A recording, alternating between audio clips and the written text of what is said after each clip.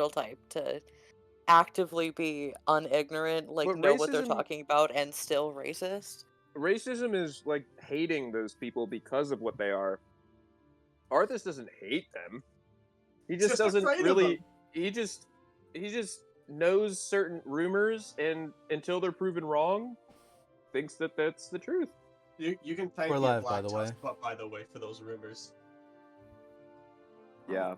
Plus, it didn't help that when he was a small boy on his way to his family moving to where they live in the castle now, that he got raided by a bunch of fucking orcs, and they did merciless thing to the guards and everything. They barely escaped, so he's a little traumatized because of orcs. I can't wait for like the fucking fireplace conversation where Arthur's like, okay, listen, Validus, right? I'm trying not to judge. What the fuck did you see in an orc? He's just staring him dead in the eyes.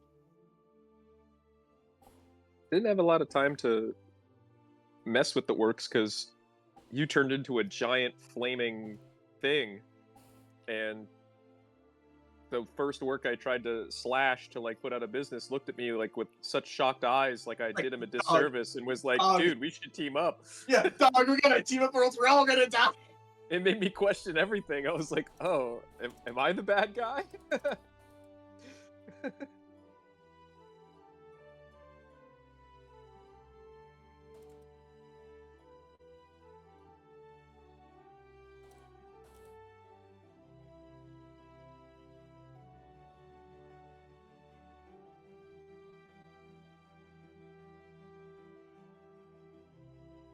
Homie's here, right?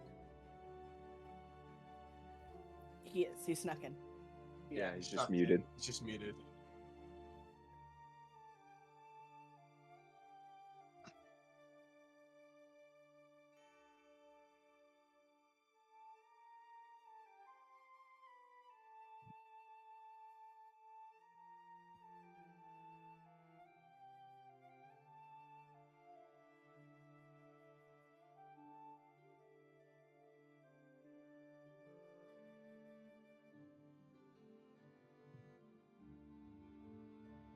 Welcome everybody to Quarter Crits Noctasia episode or chapter 26 of who knows how many.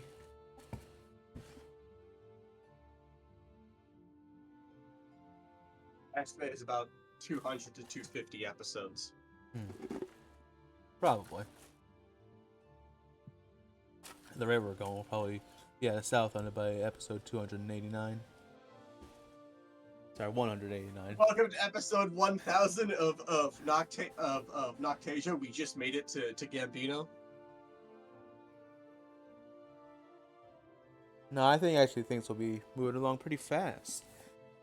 Hopefully with it starting this session even. Boy. I mean, it depends on how fast Everly can murder Zeno in his sleep, you know? Baba Booey. Good luck. I'm nervous. Baba Booey, indeed. I hope everyone's had a relatively good week. Doing my best to have a good week. Was okay until the other day. I'm tired. Yeah, My you're car all... decided its battery wanted to go kablooey. Ooh. But it's fixed now. That's good. Yes. Gotta love car issues. I know, right? It just happened out of nowhere, but all fixed.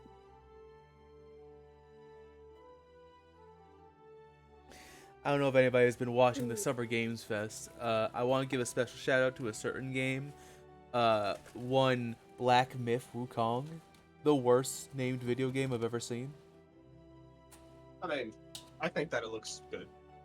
Oh, the game Isn't looks it supposed to great. be a Souls-like? Oh no, I'm specifically talking about the name of the game. I literally don't just think about finished it watching too a much. trailer for that. Alright, Looks no. alright. The name though? What's it called again? Black Myth Wukong. Black Myth? Uh, I don't know about you. I thought the Summer's Game Fest was a little underwhelming this year. What about White Myth Wukong? Or Yellow Myth. We're Uh, going there. Color, any color. Why couldn't we have just called it Dark Myth instead of? I don't know. Anyway, Go on better. Chocolate Myth, Wukong. well now that's just a different genre entirely. Vanilla. Strawberry Myth. It'd be such a boring game if it was full vanilla, though. Anyway, enough about Black Raspberry Wukong. Who's ready for some Noctasia? I know I'm not. Me neither. Session's gonna be a little bit silly. I'm sure nothing bad will happen. Right, Everly? All right, let's see who the traitor is. No, nothing's gonna happen. What are you talking about? Please, level-headed. Pressing X to doubt. Kill the rabbit. Oh no! I'm hunting rabbits. What's up, Rabbit Doc? season. Rabbit season. My And I'm favorite hunting part rabbit. of the live clip was when Everly offered us rabbit stew tomorrow. Yeah, what's Anybody up? ever- Where's Rabbit that go? stew. Oh, he got the rabbit and then decided to disappear. You know. God, another one? Dang it. Must be real. Hey. If the dice are nice, nothing's gonna happen. That's what they all say. We wasted our nat 20 just a second ago, Everly, so we're fucked. Please don't say that. We're cooked. That was. I always have luck when the game doesn't matter. Now that it's gonna matter. that one. Speaking of things that matter, when we last left our heroes, Validus the Shadar-Kai Paladin, Arthas the Human Fighter, Lorien the Azamar Rogue, Everly the High Elf Wizard, and their newfound ally, Zeno the Harengon Cleric. The party makes their way into Clapon, home of the Fairweather Water Company, the main supplier of water to the entirety of South London. After some party members, who will remain nameless, decided to openly air their intentions to kill the leader of the Arknights within Clapon, Everly was confronted by the rather flirtatious Arknight, Candor. After being told more or less, knock it off, Everly made sure to escort the party out of town before they made any more commotion. After traveling a bit further south, the party went out to make camp, and Zeno decided now would be the best time to share a bit of information he had gathered that very afternoon, using a few well-placed spells. Unfortunately, by sharing this information, the normally calm and level-headed Everly, their mind was filled with violent, bloodthirsty thoughts. What will become of the trust our heroes have in one another? Only time will tell. As we return to our heroes, the journey of the cowardly princess continues.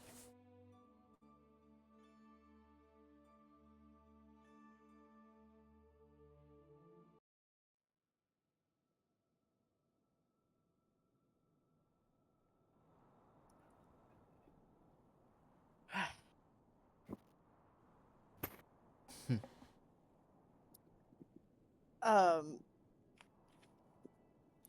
after hearing the information that Zeno had so kindly shared with her, uh, after seeing a couple emotions probably go across her face all at once, she's gonna just like shake her head a little bit and just kind of give a slight smile, and she's gonna look at him. How about we just keep this information between us for now? I I don't particularly want anyone else to worry about it. Hmm. You see him pondering to himself as he thinks. Okay. Everly's gonna let out a big breath of a sigh, and she's gonna smile. Good, good. I'm glad we can agree on that. She's then gonna walk a little closer, like pat him on the head, and then start walking away back to the party. And she's gonna turn to look at him one more time and just put her finger to her mouth in like a shush motion, and then walk back away again. That's not weird at all, right, dear? If you want, Not if weird at either of you all. want to roll an insight on each other, go right ahead. I mean, yeah, sure. Why not?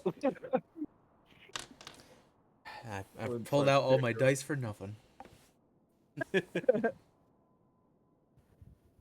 I'll roll an insight. That's a 10. I'll roll an insight too. That's a 12. All right. I'm gonna say Zeno won that little encounter. Um, God. is Everly acting a little weird? You don't have to go too into detail.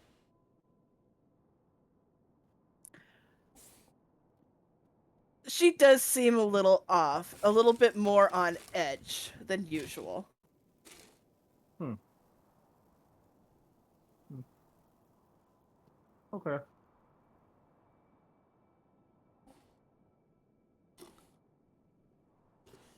All right. Well, all that build up for nothing then. Glad to see everything worked out, and nothing bad is gonna happen.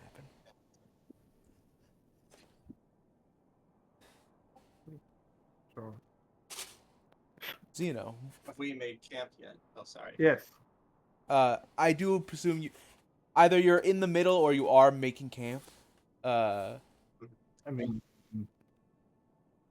yeah. Okay. I mean, yeah. uh, Everly, the princess, will walk up to you and take your arm and pull you off to go do some little menial work. She'll smile and she'll follow her. Zeno, what would you like to do?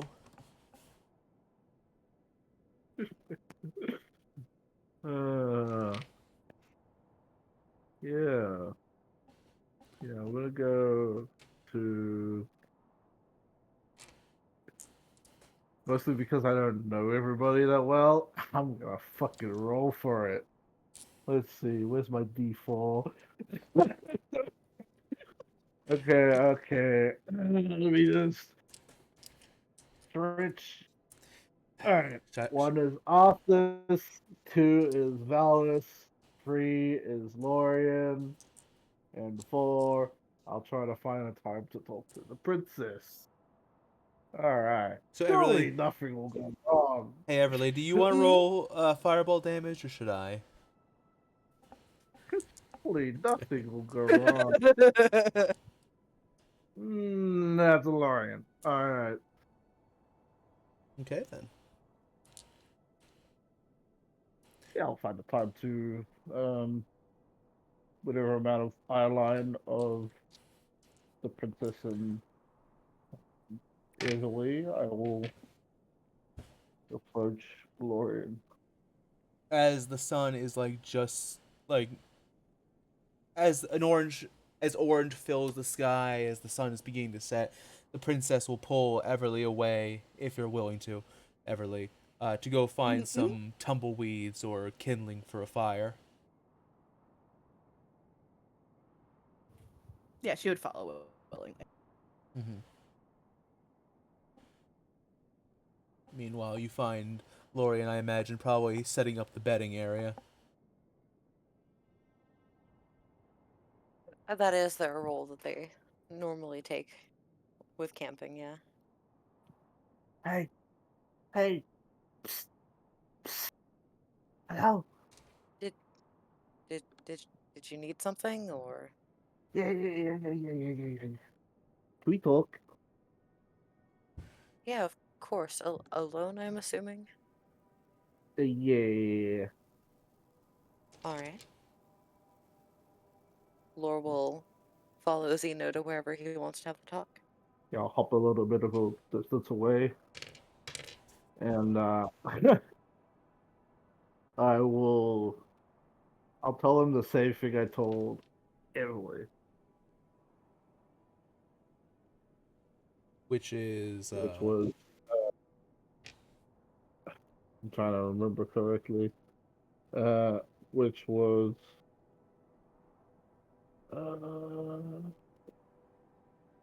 oh yeah, I used one of my clerical religion based spells to detect uh good and evil on the princess, or on their hooded friend, Anastasia. Um, and it came up with a very strong evil uh, aura, and that she had some type of celestial being on the inside of her spirit body. He sort of tells you that very confusedly. Lorian. Does it? Mm-hmm. Could you please There we roll me a go. courage check? There we go. Let's see if I can get Didn't two people to try to kill me. Let's see if we can didn't get listen. two. 17. As he says this, with your current knowledge of the princess and with your own, you think back to your time when you first acquired madness, and just being near the princess was enough to send you into a panic. And there's a part of you that worries, is it okay for him to have this kind of information? But then you kind of push the thoughts aside. No, he doesn't seem like he's that big of a threat. Does it read me as Celestial too, being an Asmar and all? We do know she's an Asmar, so the angelicness could just be that. Yeah, but it's a, it's just a very evil celestial aura. Yeah, I'm just wondering if the celestialness is based Uh, off of the Asmar or if there's something greater with it. We had an issue recently, I don't know. something like that. I've met a few Azamars, and that is nothing like any type of Okay, Azamar I've ever met, and it made me sick to my stomach. I get that feeling. For Mm. reference, Zeno is correct. With detect evil and good, you can pick up. It's very faint, and it's not enough that it would allow you to find them, like say they were hidden. But Mm-hmm. you get like trace signatures when you're detecting tieflings and Azamar of the respective Mm-hmm. fiendish or celestial parentage. But this was something on a completely different like strength. You know what I mean? You know, it's on Mhm. a way bigger scale compared to the norm. I know. I just figured because you're the leader of the group, you should at least know. Yeah, I I did tell you a wizard friend too. mhm. And she kind of looked a little bit weird, just a little bit. So I figured I should tell you too. I mean, she's probably just worried about her sister. She has some personal stuff that I won't go into, and yeah. Tina pulls out his notebook, scribbles, sister, question mark, underline, underline. Good, good. It She has a reason to be a little bit extra worried about that, is all I'll say. But makes sense. mm. All right, I think eventually we should tell everyone. I'm not sure what we should do currently. I need a little bit to think about it, but what do you think about the information? Eh, I think we should give it a day or so. Just everybody seems to be a little bit jumpy Hmm. because we we ended up leaving town because two of your friends decided to say that they were going to kill an Arcanite. There, yeah, that's fair. How about we sleep on it? Yeah. In another question, with your experience with the spell, Hmm. has there ever been like false readings before, you know? Or where it's not Uh, fully accurate? and and no, Eraton gives me my blessing, and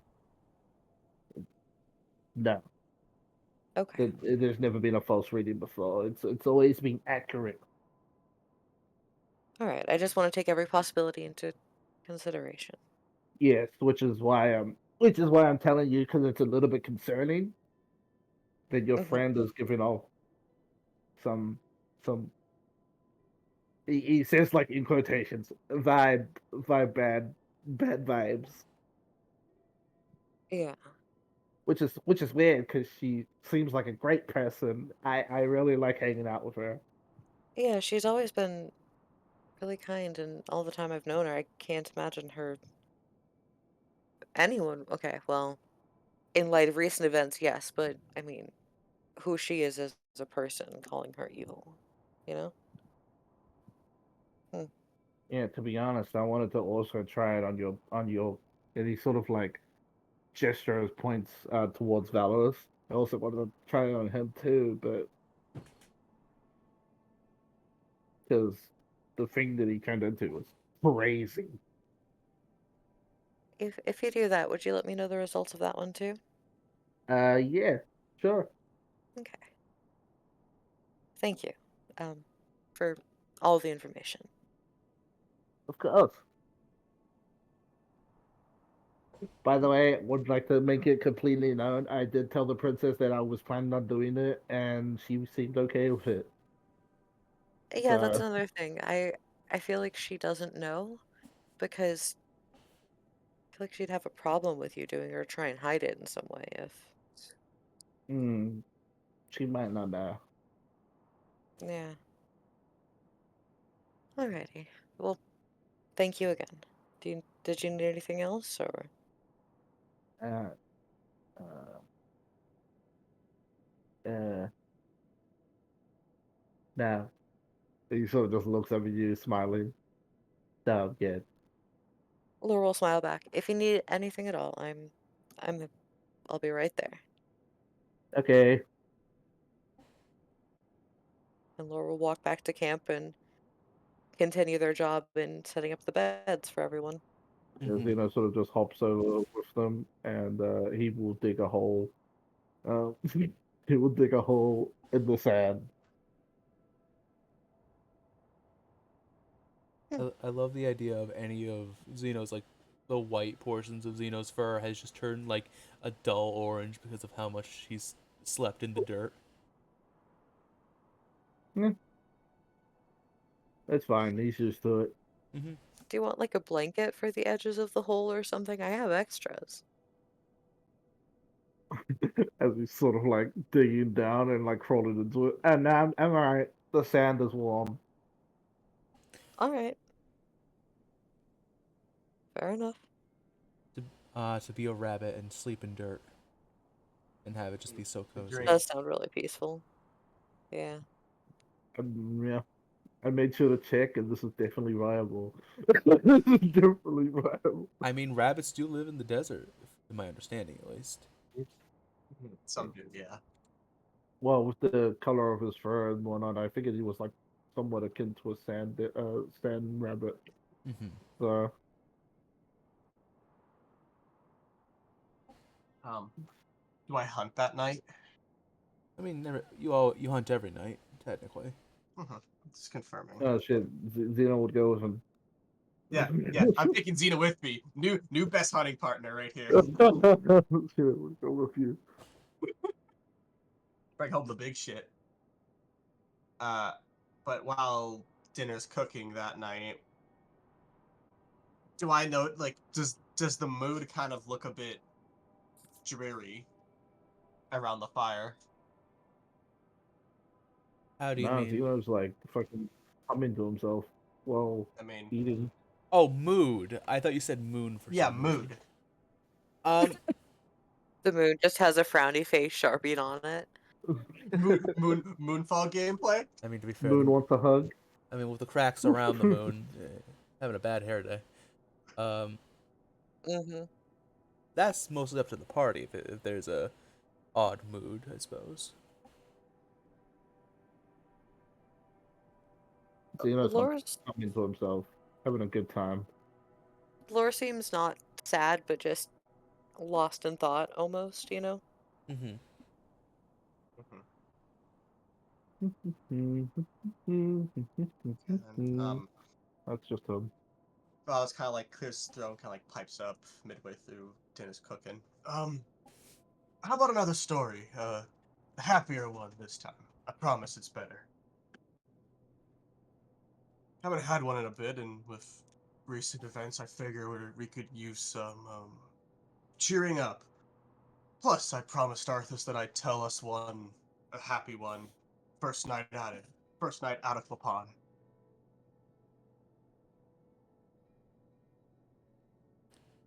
I'm all ears.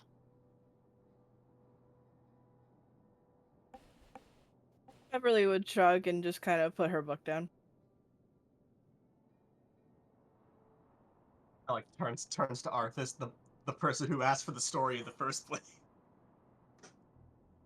For someone who likes to talk, you're sure not talking. And he's just checking with everyone to see if they actually want to hear him speak. But I guess that's majority then. Xeno All crawls right. in his hole. So I guess I'll start with this. Have any of you ever heard of the name Crematorius the Ashmaker? Have any of us heard of that? Uh, Zeno would not have. Would Everly have ever come across that? Yeah. Same for Lore. Uh, Lorian, Everly, and Arthas, go ahead and roll me history checks. I was about to make the check so much easier And for myself because Xeno would have been nodding off. Hey, Xeno's gonna go to sleep.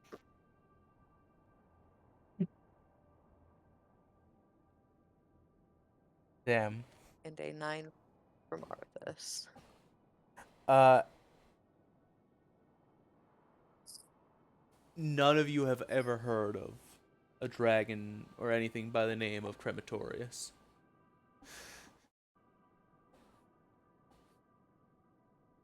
I take your confused expressions as a no, and then he actually smiles.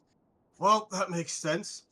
He used to be this big red hot dragon up in Norfera before he could really gain much fame or infamy. His candle was snuffed out by my wife when she was only 16. Actually, like shifts up closer to the fire. I used to tell this story to my kids back in the day. They loved hearing it. So, Crematorius was a big angry dragon. Uh, However, unlike the other two big and sometimes angry dragons we've met, he didn't want to protect the people of Norfera, or he didn't want to find some ancient knowledge or whatever. He simply wanted to work his way up the totem pole and burn it all down. He would spend day and night flying back and forth across certain roads and burning travelers, caravans, merchants, any living thing to ash. Thus the name. He named himself that because he thought it sounded cool. So, one day he overstepped though, got a bit too close to to a little group of camping Bronze Hearts. They took note of him. Now, obviously, if you know anything about the Bronze Hearts, they are a people of guardians. They enjoy protecting the weaks, like me. So, when they got back to their main camp, they informed the chief, and then they all began planning about ways to go and, well, deal with the problem. Um, the original plan was to send a small army after the inflamed lizard. However, as I was told, midway through the plans, Refute, who again was 16, but yet bigger than almost any other adult in the tribe and could probably fight better than them, walked right up, gave a quick sweep over the current plans, and said that simply she would go deal with Crematorius. Just her. All she needed was a sword and some food. Of course, uh, most people objected to the idea. Surely, no one person could take down an entire dragon, especially a single youth. But my wife wasn't most people. She was an absolute dreadnought of a warrior. So, off she set. Nothing but a sword in hand and a sack of a week's worth of food. She tracked Crematorius down to his home in a cave, very large cave near a mountain, and she waited. She waited and she waited day by day for the weather to change. You see, here's the funny thing, right? It rains pretty hard in Norfera, I've discovered sometimes. And Crematorius was big and red. So, if the rain's pouring hard enough, his fire becomes dampened. And fate would have it that my wife got her chance. So when the rain was heavy and the fog was heavier, she marched right into his cave, drew him out, and the two began to tear each other apart.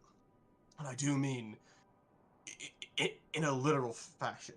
Mostly it was Refute chopping chunks out of the dragon, sawing off fingers, cutting the ends of his tail. When good old Crematorius tried to flee, legend goes she picked up a piece of a tree and hurled it at the fucker. Broke one of his wings, sent the bastard crashing down to the earth. At that point, he began to beg for his life, uh, offering offering pretty much his entire horde, which she accepted. But as she was taken to his horde, Crematorius lashed out in one final desperate assault, biting down on Refute's arm and tearing it clean off.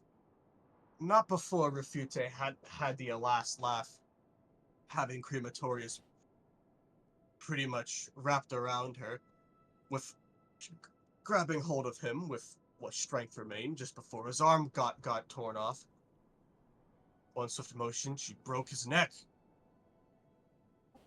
After that, she sawed off uh, what what bloodied mess remained of her arm, cut off the dragon's head, and hauled it back to her camp.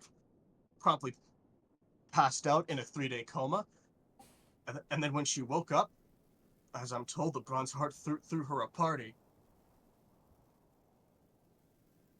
You never really live down killing a dragon by yourself. And he's saying this all like super like excited, almost happy to be telling this.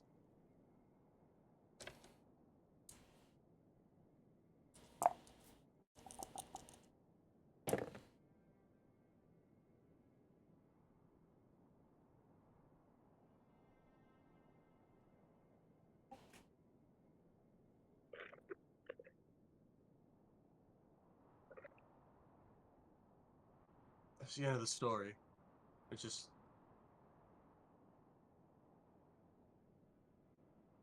yeah. It's like looking around for like some kind of like response. A bit worried. What? I'm sorry. Uh, Not enough. the princess kind of looks around and then awkwardly just starts clapping.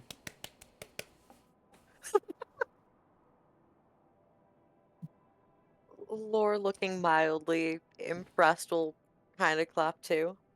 Not a bit skeptical looking. Promise that it is a true story. I mean, one person killing a dragon is A child a killing a lot. dragon. Inside chick. Is it a true story? Not roll a deception because I'm telling the truth. Yeah, no, I'm joking. I'm joking. Roll an insight.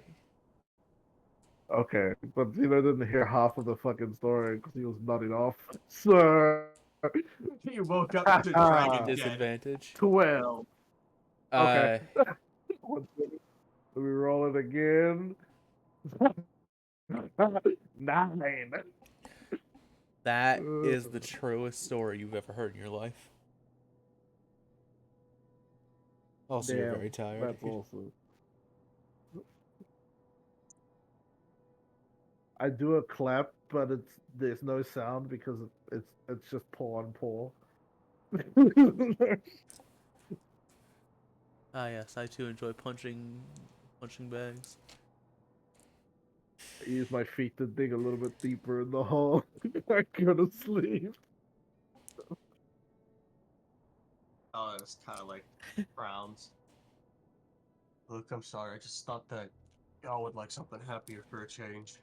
Been a long day. Oh no, I Um, enjoyed it. It was very entertaining, if nothing else. Everly will smile kind of sadly towards him. You seem very happy when you tell her stories. I I enjoy talking about her. She was great.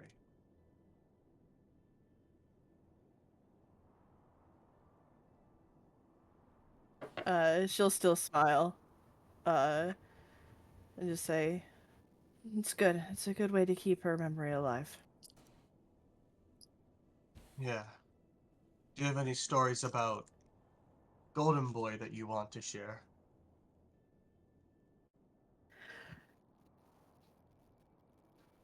Uh, at that, she'll kind of look down and like fiddle with her fingers and just kind of shake her head. None that I'm comfortable talking about yet. More than fair. I like to believe that telling stories about the fallen brings them back, if only for a short time.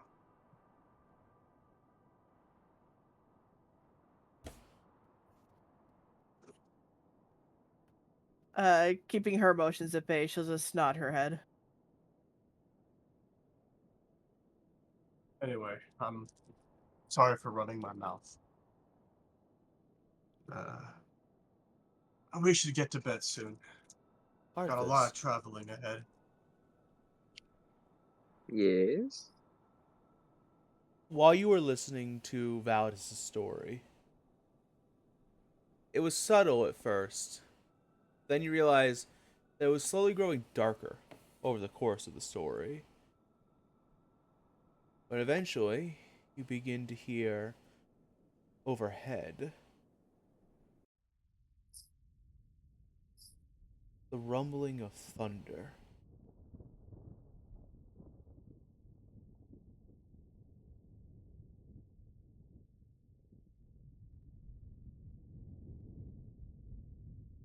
Hmm. He probably thinks to himself, "Is that a storm? That's rare out in the desert."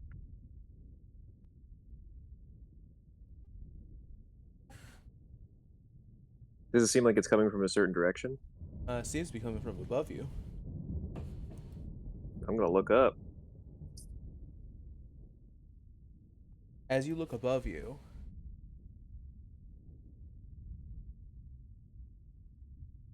is you see above you dark clouds. Clouds that should, by all metrics, be holding just an immense amount of rain, yet none falls. And even still, you see constant flashes of lightning, followed by rolling, rumbling thunder from overhead. A phenomenon known as dry lightning or heat lightning.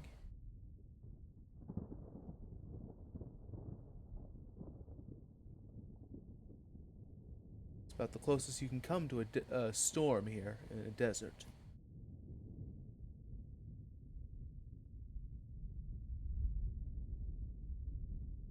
I'm just admiring it then. Staring up at it. Probably thinking to himself, it would be a good time to pray right about now. I wonder if Fulmine's watching. Has to be. Why else would there be a storm? These are just his thoughts. he grows a little happier. You see him kind of grin as he looks up.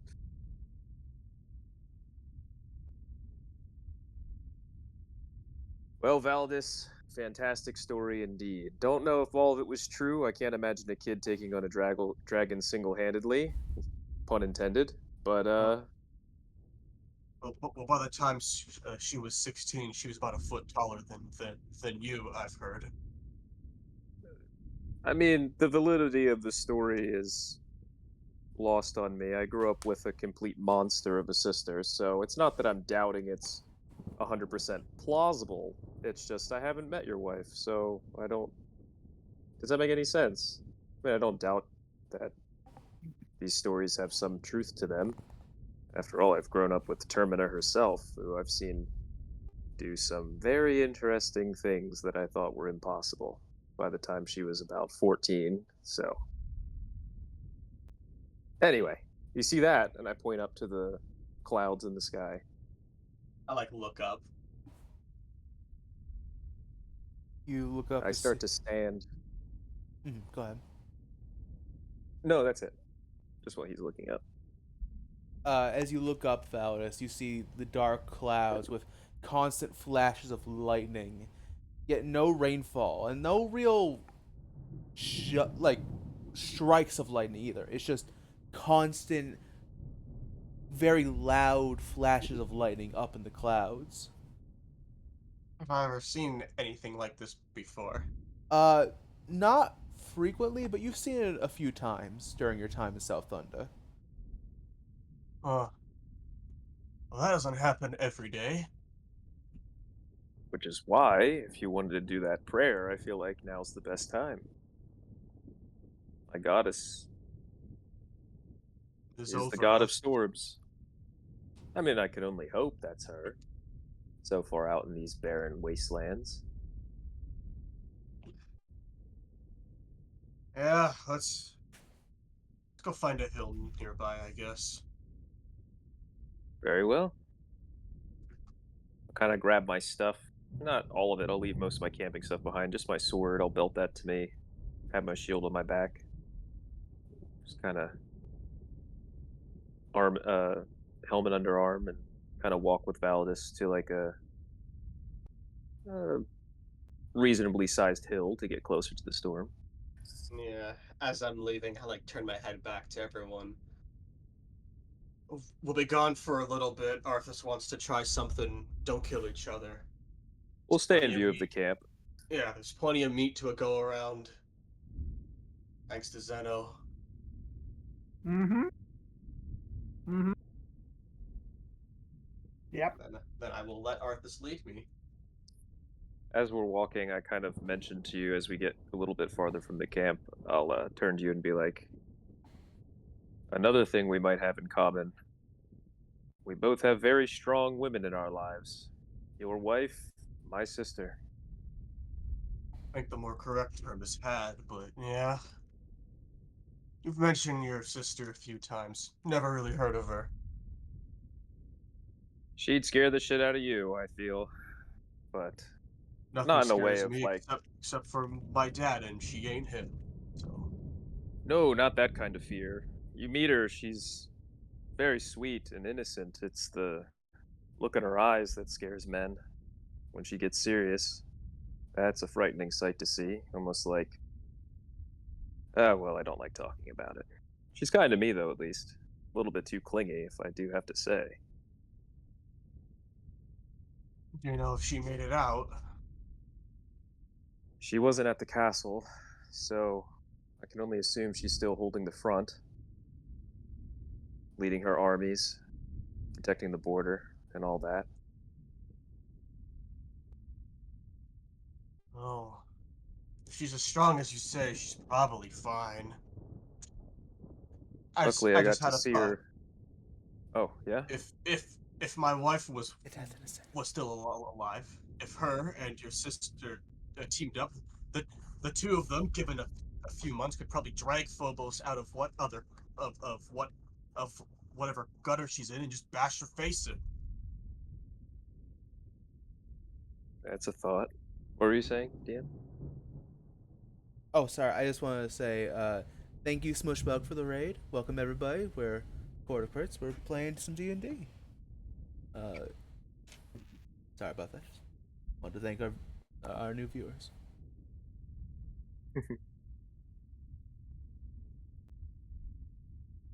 I'm sure she'd like your wife if your wife's half the warrior that you claim she is.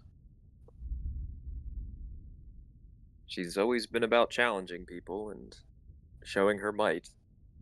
Well, she'd meet her match with Refute, that's for sure. I'd like to see that fight if it were possible. Be I interesting. mean, assuming her grave's still intact, it might be. But last I checked with her, Refute was content going, so we could get her body back, not her soul.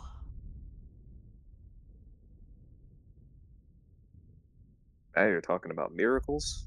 Anyway, this is a good spot as we kind of approach the top of the hill. And what's the plan here anyway? Because I'm not a religious man, despite what some people may say.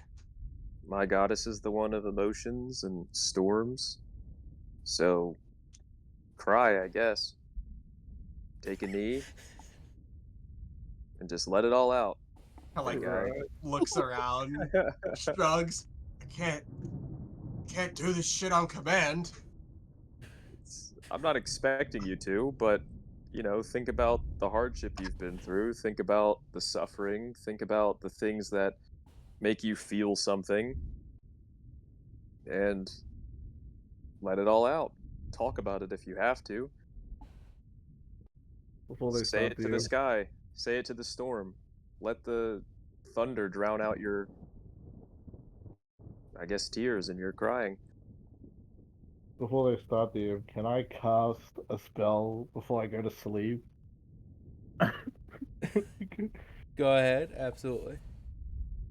All right, cool. Xeno's gonna pull out a strip of white cloth, and he's gonna tie it around one of his fingers, and he's going to cast saying Eriton, please bless us. And he's going to cast aid on himself, Anastasia, and let's say Lorian. We get a temporary buff to our max HP by 5, and that lasts for 8 hours. I'm going to bed now. Afraid to get stabbed in the back, I see. Just added protection for myself. You know. We all get a temporary buff to max HP by 5. I mean, again, I'm not. Can't just drop this on me. You might. He like looks up, takes a brief glance up at the sky. You might have to use the helmet, pull something to the front. You keep saying like you need to unlock. You keep saying that like I need to unlock these core memories in you. You're a walking bundle of pain. It should be easy for you to think of things that hurt you. I mean, your daughter just gobsmacked you with hate not too long ago. Doesn't that make you sad? It does sadden me. I And you just talked about your wife, which made you happy. Isn't there? Aren't you sad that she's gone? You've dealt with a lot of losses. I'm sure that's enough. It's a start, anyway. I'm not expecting you to pour out your entire heart and soul right at this exact moment. You're new to this. But my goddess appreciates honesty, at the very least. So it could be a private prayer, something to when just when we were open at the the Damon floodgates. Grove the last time, I talked to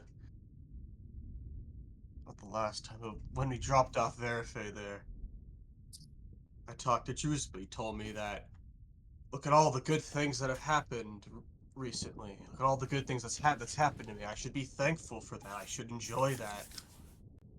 And I tried to look around and I don't see it. I mean, what in the hells do I have to be happy about? I got my daughter back, great, but she hates me.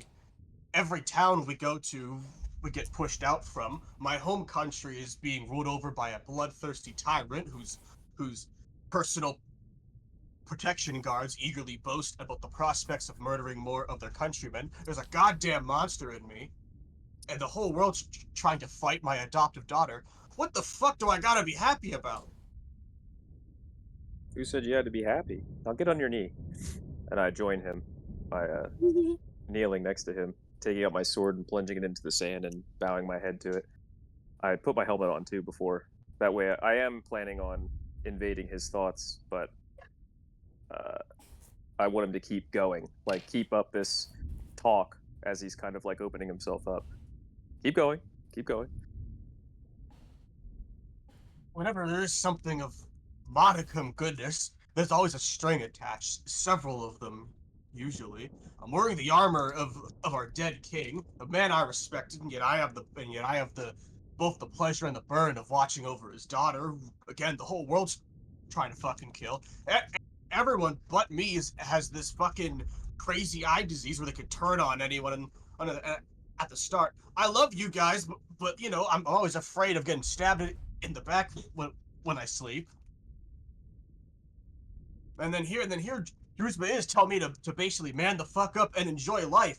I like look around at the fucking pink sky on the edges of the clouds. What fucking good life am I supposed to enjoy? One where I'm always running around in danger, almost dying, suffering, in pain. It's getting hard to walk at this point. I can barely fucking walk, actually. I I'm I'm afraid of. I don't want to. I want to get Anastasia out of this bullshit before I die. And I'm worried that that's not going to happen.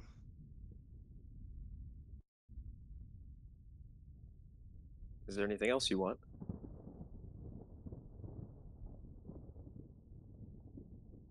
I want. I want my daughter to. I want my family back, Arthas. And he does like look to you, kind of tearing up a bit. Good. Close your eyes. Think of them. Think of Fulmine. Think of that sadness you have. Think of all the bad things that have ever happened to you. Bring it all up, and I will cast detect thoughts on him and pry. You did give me permission to do this, I right? did give him permission. Okay. While he's kind of thinking of all that stuff, I'm going to make a short prayer to Fulmine and say, "A child not of yours is in need of help, in need of some kind of way to release some of this turmoil, this raging storm inside them. I ask of you now to please at least share his burden and calm the storm." And yeah, I'll let him. I'll probably see all the thoughts and shit that he's going through too. So I don't know He what. is crying, so I don't know what he's going to see. So before we go into the mind space, can I get both of you to roll me a D100, please? Certainly. 94! Damn! Damn. 26. Okay. So keep that in mind.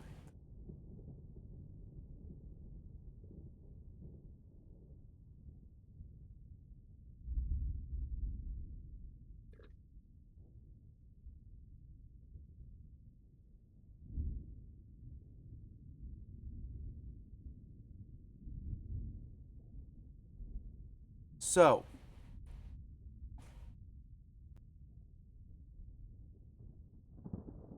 just so I know, what are you searching for in the mind? Or do you just want to see whatever Validus sees in this I emotional state?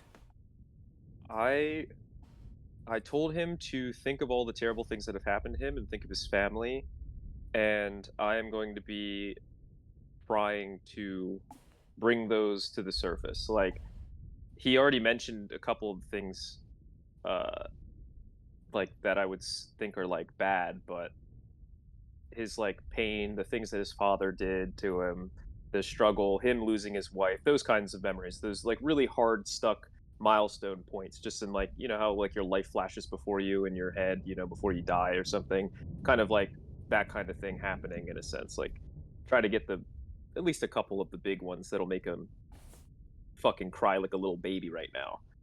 I'm looking for the meaty stuff, I guess.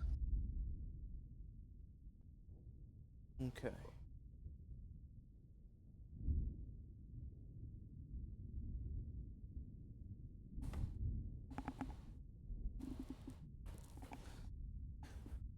I'm gonna need a quick moment to search for something, then.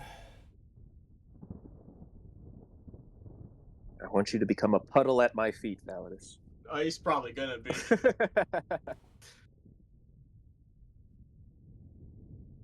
Therapy speed run. Therapy speedrun! You've been holding in everything for too long. It's time to get it all out to the 29 surface. years of pain, agony, and guilt. Yep, we're bringing it up. We're giving you an exorcism of some kind of all this guilt. When when Validus' credit card declines at the therapist office, they bring out his dad. Well, unfortunately, Mr. Validus, your card did decline. Mr. Taro, could you please come here for a moment? They bring out his dad to tell him he didn't beat him enough. Yes, so Validus, I want to just say, you deserved every bit of suffering you went through. You are worthless as a human being, and I hope you die. Thank you. Oh, also, and you're broke as fuck. How does your card decline here? Like, we offer lines of credit, and you're still, it's still declined. Can't be possible.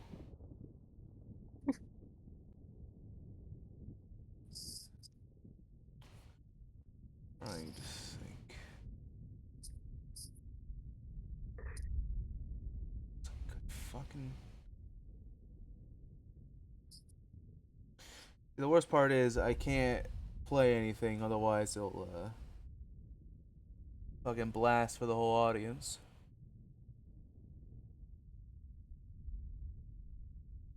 All right. Audio jump scare. Yeah, that's kind of what I'm trying to avoid.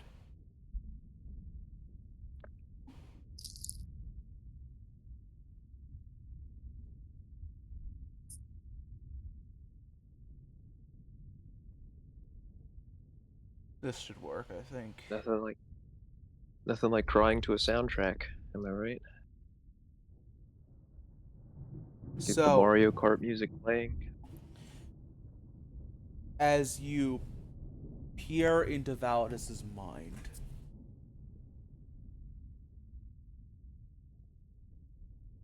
uh, at first, you get the surface thoughts. which is more or less what Valdis has already described to you. Um, you see Verife, a much younger and much happier looking. You see a orcish woman standing at like 2 heads taller than Validus at least, with one arm and her face and body covered in scars. She looks a lot different though, and rather than the green of the black tusk, she's like an orangish bronze, uh, and generally her face is softer than you would have expected for someone who, quote unquote, single-handedly defeated a dragon. And you watch as in Validus's mind, they all just turn to dust, blow away. Even Verife.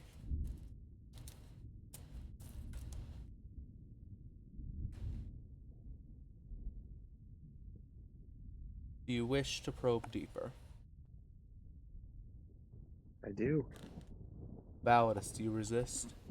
You know he is doing this No, to you. I gave him permission. I said if he really needs to do it, then he can do it.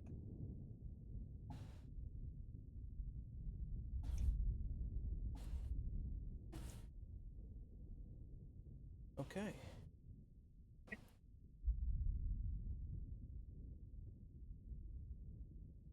Arthas. Everything goes dark. The only sound that remains is the thunder of the dry lightning above you. As you open your eyes, you find yourself within a crude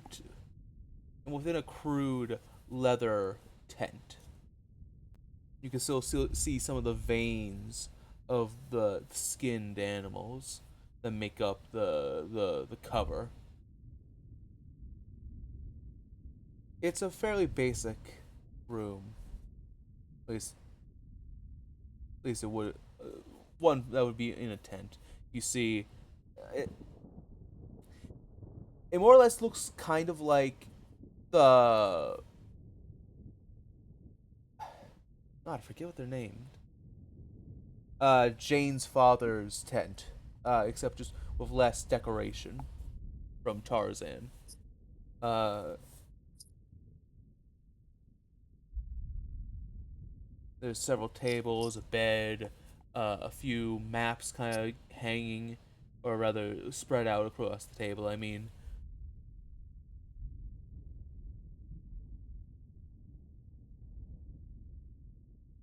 and in the corner, you hear, "Please don't find me. Please don't find me. Don't find me. I'll be good. Please don't find me."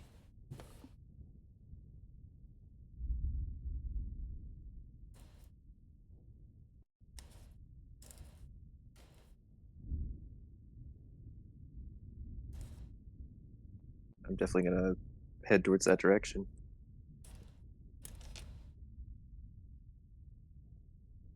As you peek around, kind of half hidden behind the frame of the bed, you see Valinus, much younger, 20 years younger at least.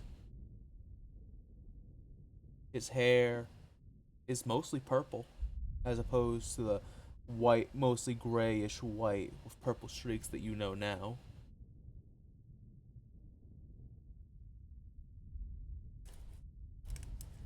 He's wrapped in very basic linens, and he's cowering, curled, almost fetal position behind the bed.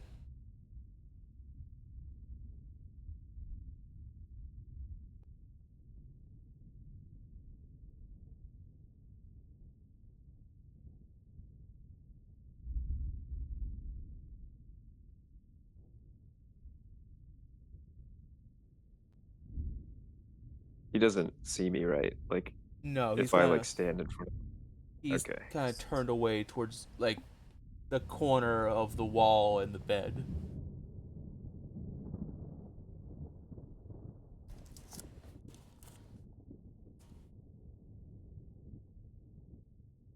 I guess Arthur's just staring at it like, I wonder what's got him so frightened.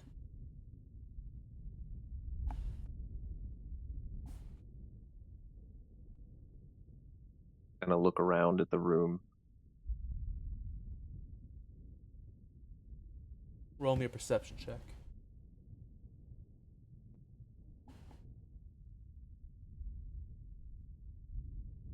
Gonna be a 9. Hmm.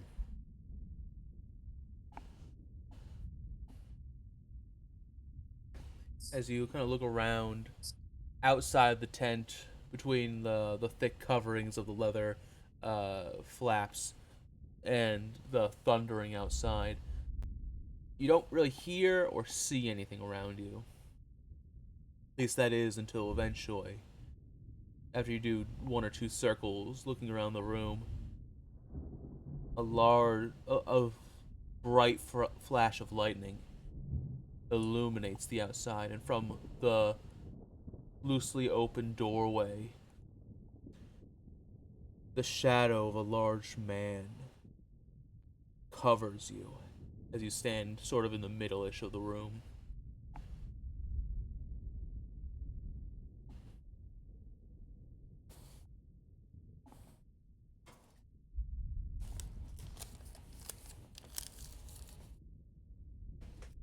Kind of thinking to myself,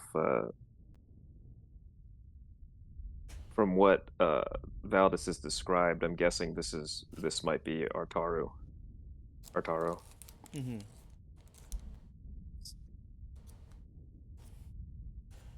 I'm kind of like, oh shit.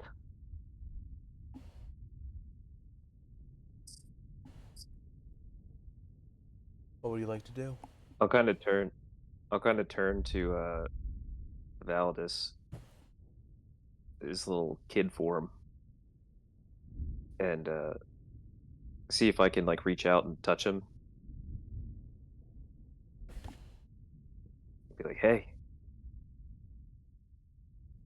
As you reach out and put your hand kind of on his shoulder or his back, he like instinctually like flinches away, but realizing you're not there, you're not hurting him, he slowly looks back towards you. You see his right eye is swollen black, and his nose drips a bit with blood, probably been broken. As he turns back to you, he says, Jeez. "Don't go out there. He'll kill you."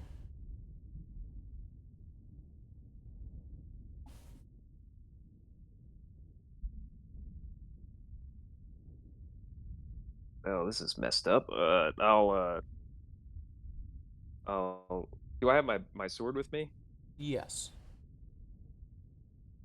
I'm gonna take it out and then kind of turn to like a spot in the tent wall that's not like blocked by anything, and look down at little Valdis and be like, if I have anything to help or do with it, and trust me, kid. Actually, what am I saying? And I just pick him up by the scruff of his What? cloth like shirt. Wait, what are you doing? I put him under an arm and I just like cut like a couple slashes into the tent and try to like run out the opposite direction of where the entrance is. Okay. Kidnap baby young mind Validus. Don't worry, man. I'm gonna fix your trauma. Let's take shit never happened. I For those of you listening, can I take a brief second to go on a slight tangent? I love how my players, and they do it every single time. They always manage to find new ways to tackle whatever encounter I throw at them. I always think, oh, of course they'll do this thing. It's like the most obvious thing to do. Or I think, okay, maybe they won't do that thing because they think, oh no, that must be trapped. So they're going to do it this other way. And no, they never do any of the ways I think they're going to do it. They always find the fucking legendary third path. And it's never. Subvert expectations. And it's not the third path's never I just refuse to play. No, it's always no. I'm making a new rule. Fuck you. All right. My way or the highway, and the highway ain't got shit. If you can't make your DM smile and say "fuck you," are you really winning at D&D? Come on. Exactly. All right. So so I present to you the highway or the low way. You decide no space. Uh, as you grab child Valdis underarm, he does struggle, but is nowhere near strong enough to kind of get out of your grip, Arthas. As you get out, you are faced with just endless desert. And now that you are outside, you realize, oh, it's not just thunder going on out here. From the opposite side of the tent is you, rather, from the side of the tent you didn't go out from. You can hear a raging fire on the other side of the tent.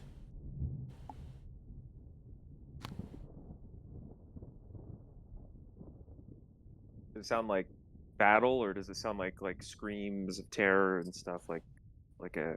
No, it's just a roaring fire. And I'm gonna. otherwise dead silence. I guess while I'm kind of like making a jog away, I'm gonna look over my shoulder and see kind of like if the if for one if Arturo is still following us, or if he's noticed yet, and two to get a look at that fire or what's behind me.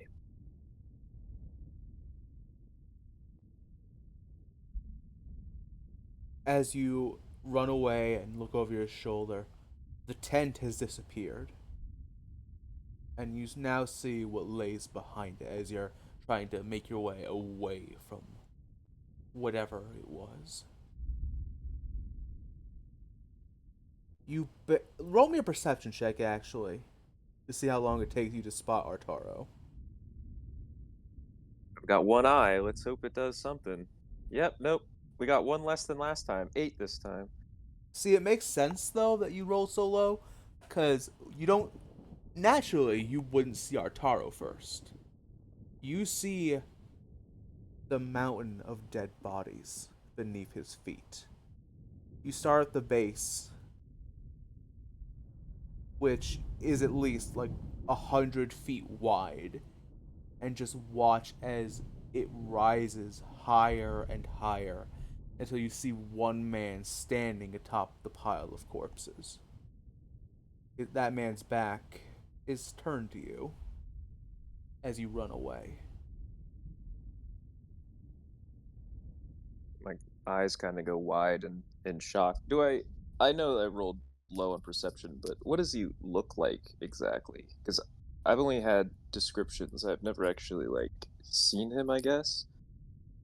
And I know this is Valdis's kind of like headspace, so I doubt it's like I don't know how like lucid or you know what I mean. Like his version of Artaro is probably different than what he actually looks like in a sense, like a nightmare form. Like what am I seeing exactly? The man standing atop the pillar.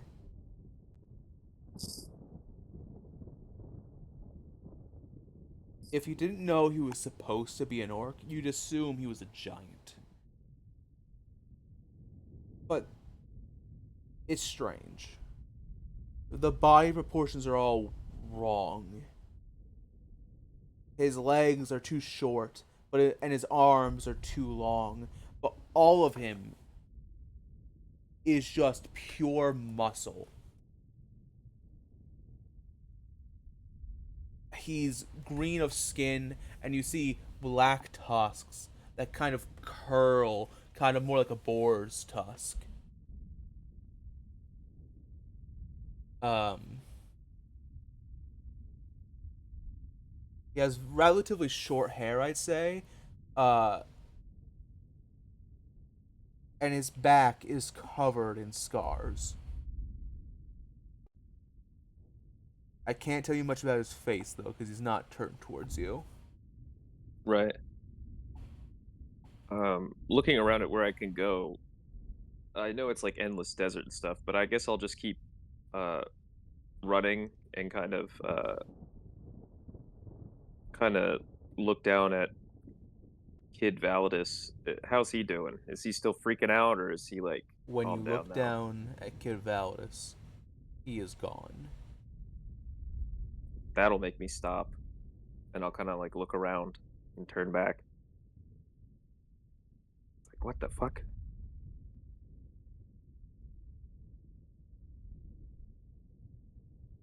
Uh, roll me another perception check. I'll have it roll stealth. A little better, 14. Hey, not bad. It.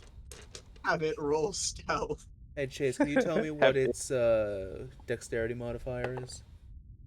Oh fuck! I gotta pull it up again. It's been a while. Just so you know, I do have spidey senses within 10 feet of me. He does have blind sight, so we can probably catch it coming if it comes towards him. It'll probably scare the absolute shit out of me, but I'm looking for it.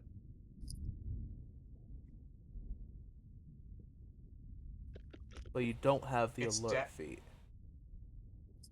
no, no, no. Its dex is 20, so +5. I could still be surprised, yeah. Fast motherfucker. And speaking of being surprised, as you're kind of looking around, you turn back towards Artaro when suddenly you feel a hand grab your shoulder and you suddenly sense with your blind sight a very powerful figure behind you. I'll try to twist out of his grab and kind of like fall back and like scurry back like a couple feet to like look at this thing Because I still have person. the art, I'll show it for the audience. You see the monster you encountered in Musketeer that came out of Validus. So unlike last time, it's not screaming. In fact, it's relatively calm as it stares down and watches you. I get back up to my feet slowly and sword at my side. I don't brandish the weapon. I just am holding it there, and I'll look it in the eyes and go, "Valdis, you're in there, right?"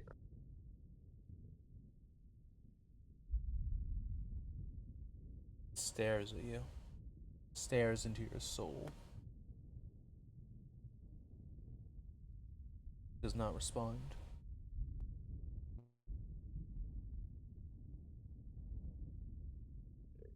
I kind of point my sword back in the direction I came from and go,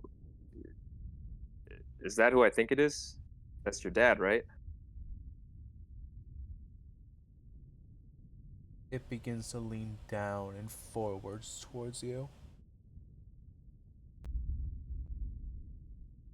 Judging by kind of like the stance it's taking, is it gonna try to attack me? Can I gauge that? Like with insight or something? Roll me an insight, absolutely. Yeah, 13. It doesn't seem actively hostile, at least. If I look back from where I came from into this creature in front of me, does it look like is Artar still behind me? It is still behind you, yes. Or the Artaro is, yes. I'll kind of take a couple steps to the side, like give them space. Like I feel like they're about to duke it out, and see if Valdis tracks me with his vision or not. It does.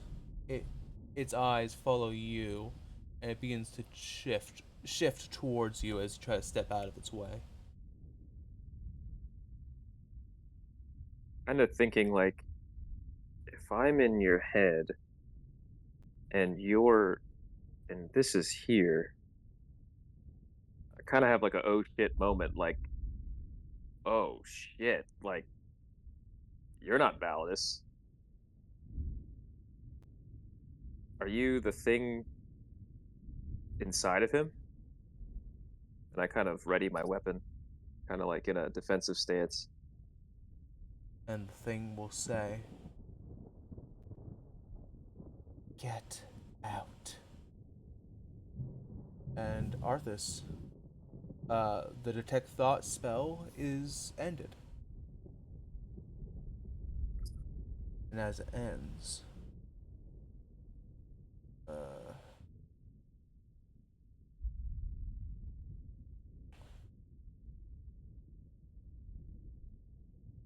you return to reality.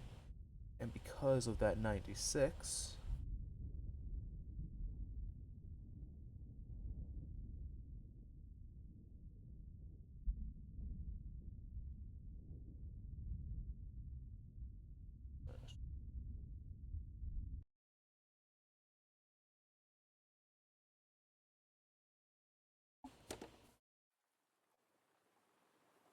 as you both open your eyes, a gentle rain begins to fall around you.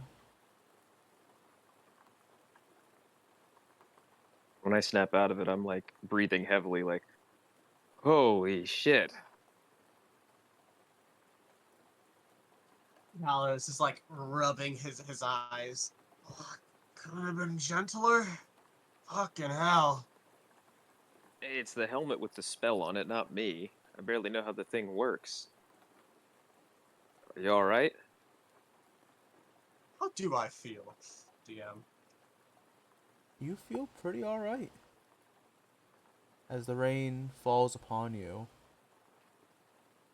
I'm not gonna lie, you feel at least partially a weight lifted off your chest. As if something out there is marginally sharing the burden with you. I like I looks around, takes a moment to feel the rain on his skin. I don't know. I feel calm, calmer.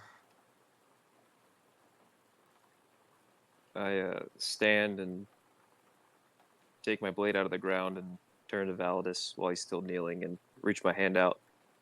And before he grabs it, I say, one good thing about the rain is it masks all those crybaby tears you have pouring out of your face. And I give you a smile. He doesn't really return the smile, but he does like take your hand. I'll hoist you up and stare up at the storm. Feeling better? Yeah, not too sure. Compared Like, to how you were.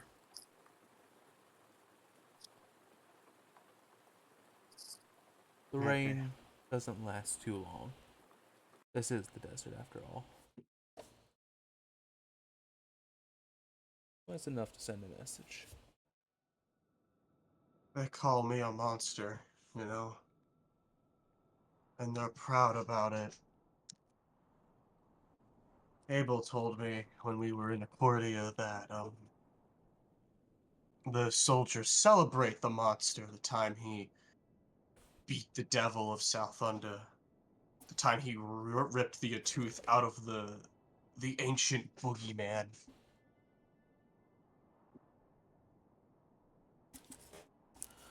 As I I stare don't. up at the storm, I'll say, I don't think you're a monster, but you sure got one in you. I think I met it Was when I he was delving. friendly? No, it looked like he wanted to eat me. He sure as hell didn't like me being there in your noggin. I don't know what it is, but it's familiar. What happened in Musketeer? That's happened before.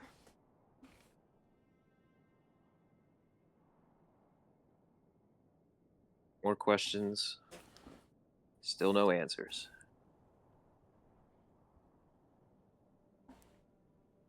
I Maybe, Can I ask you a favor of you, Arthas? I'll sheath my sword and dust myself off a little bit, slick my hair back out of my helmet, or take my helmet off, slick my hair back.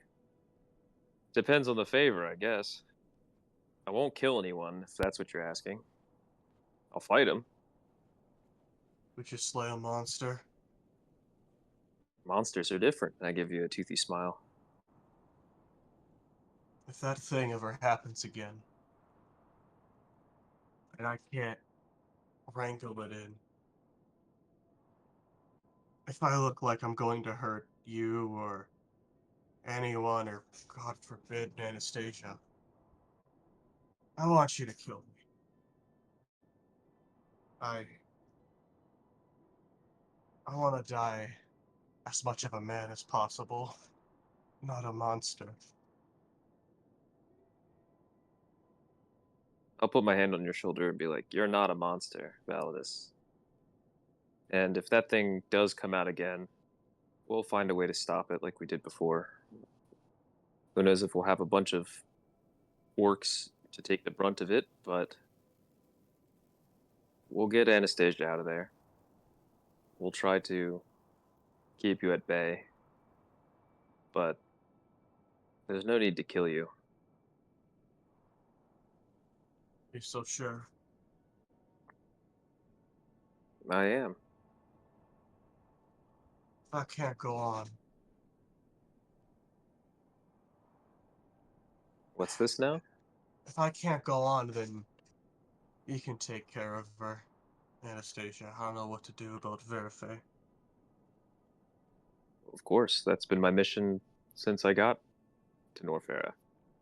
Yeah, well, Hey, you if just Pox, trained her how to use a sword. I've been there from the beginning.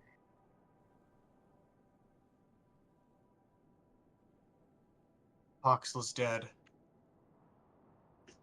The doctor who was working on me, trying to fix me, died during the siege of Cordia. And the prince basically pointed it out to me when we first met, and now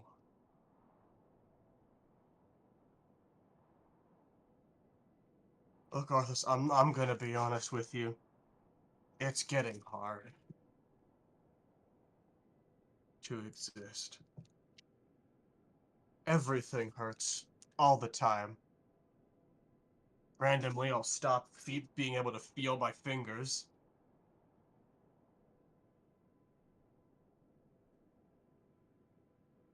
We could find you a healer. That's not how this works. It's not just a healer, it's when you eat obsidian for years and years and years. Yeah, look. I like to believe, or Poxla believed, or told me, at least, that the soul is magic of some kind. It's gotta be. Obsidian is the stone that cancels magic. I ate that stuff for years. Probably over a decade. My soul's done. Just about. I think. She said before the world turned to shit that if I took things easy, I've got maybe 10 years. Maybe. But now look at me. Running around, trying to save the world, getting impaled and smashed by every creature that comes our way. I give myself 3 years at most.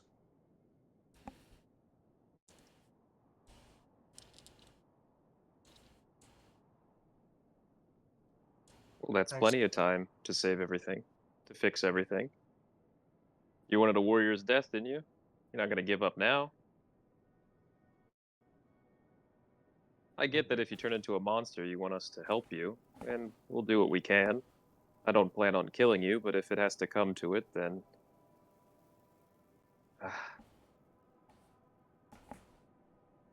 I'll see what I can do. Thank But you forget all for. that stuff. Thank You're you one for of this, us now. by the way. I don't like thank yous. You're one of us. Plus, I can't have you moping around all the time. We need you to be strong.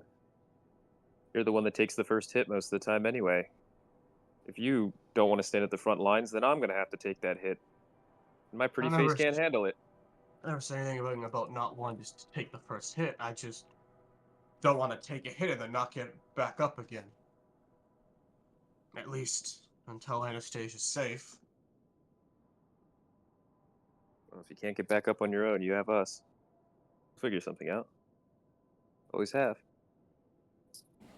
Reminds me of a dream I had recently. Rare occasion where I have a different one. We should get back. I still gotta eat. Just so you know, we're going to be doing this a lot. One prayer isn't going to, well, do much. I know my God is one of many, but maybe you should find some kind of faith. I mean, I you don't. get your powers from something.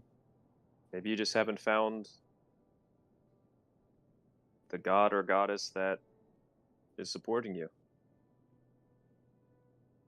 I don't really do faith. I respect Ionia. That's probably because I was raised to. We should have more faith. Someone like you who's always down in the dumps, you need something like that. It's like a trust fall. If you're already at the end, I mean, it's good to believe in something, regardless of where we go when we die.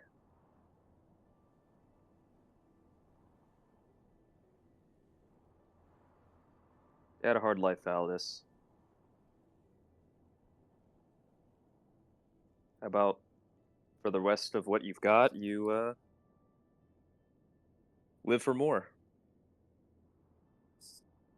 I like looks at you, gives you like a shit-eating grin. That implies I'm already dead. Not dead yet. You're a Just corpse getting there. walking. Yeah, pretty much. Well, like a zombie, keep biting, crawling, and scratching your way to the top. Let's get through this, man. Always. Yeah, Come even on, I'm without hungry. me. Let's just keep going forward. One step at a time. Never stopping. What I always say.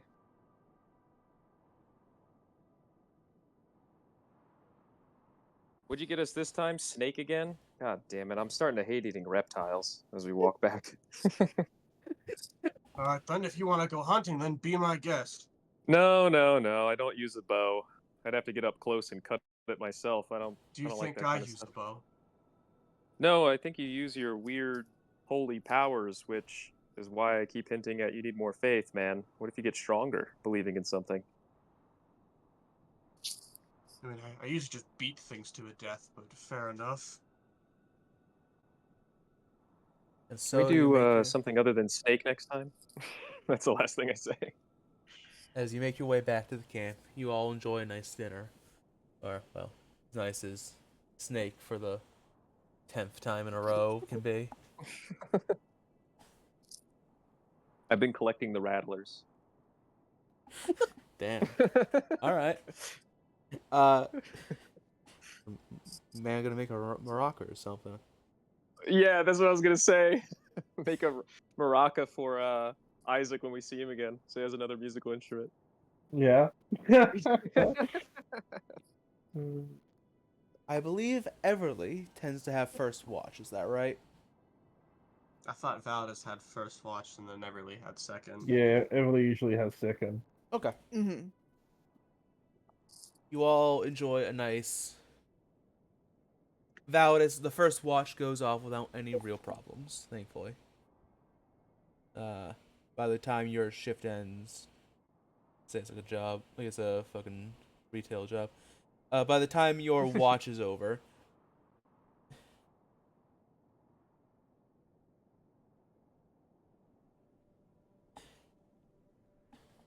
uh, Sorry, I was just reading what Cass put in general. We'll have to talk about that later, I guess. uh, oh no. Ah, yes, the third caretaker of the Damon Grove. I Everly, mean, not the Mhm. worst way to live your life, I guess. Everly, would you please roll me a D100? Yep.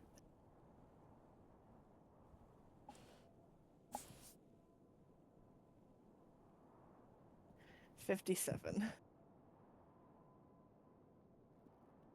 Give me just a moment. I need to check what we had discussed.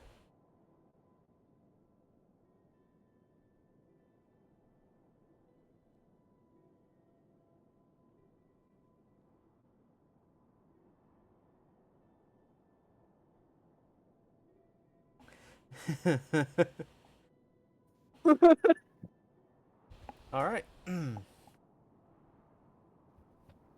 During your watch, Everly, it begins again almost as soon as you woke up.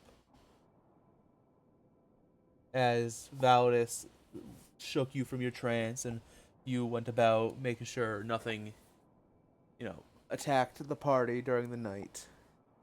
Your eyes just keep glancing towards Zeno, tucked comfortably in his hole. And you just keep thinking, he's a risk. He's a security risk. He's going to sell you out. He's going to sell the princess out. The thoughts keep repeating in your head over and over. What can I say? I'm no good. Everly, you need Mhm. to do something about Zeno. It's the only way.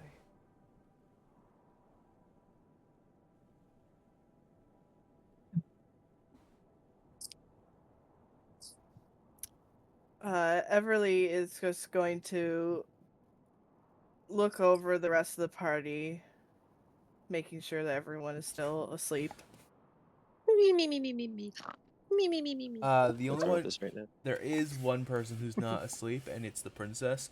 But she is kind of lost in like still in her usual trance-like state as she's looking at a very low burning fire still. She doesn't seem to notice you if you were to get up.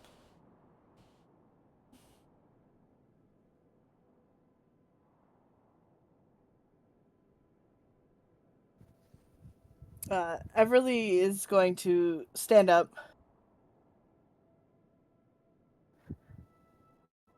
She's she's gonna grab her rapier that usually like sits down next to her on the ground. She's kind of gonna like stare at it for a little bit, and she's just gonna take a deep breath. She's like, "I have to do this. I have to do this. I have to do this." She's gonna hold the hilt of it tightly, and she's gonna start slowly and as quiet as she can be towards Zeno. All right. Uh,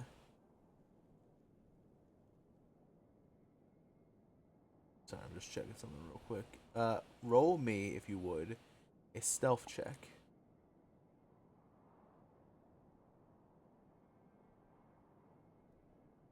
10. Why am I only rolling 10s today?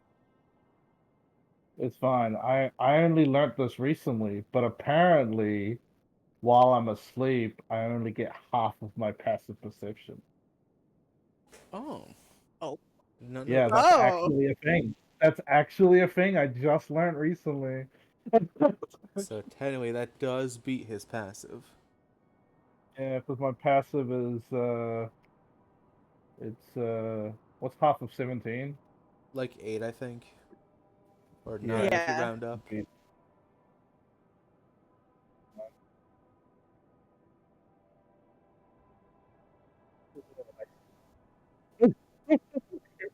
it makes some sense. You watch as his only his head a little bit is poking out, and he's just tucked in his little sleeping hole.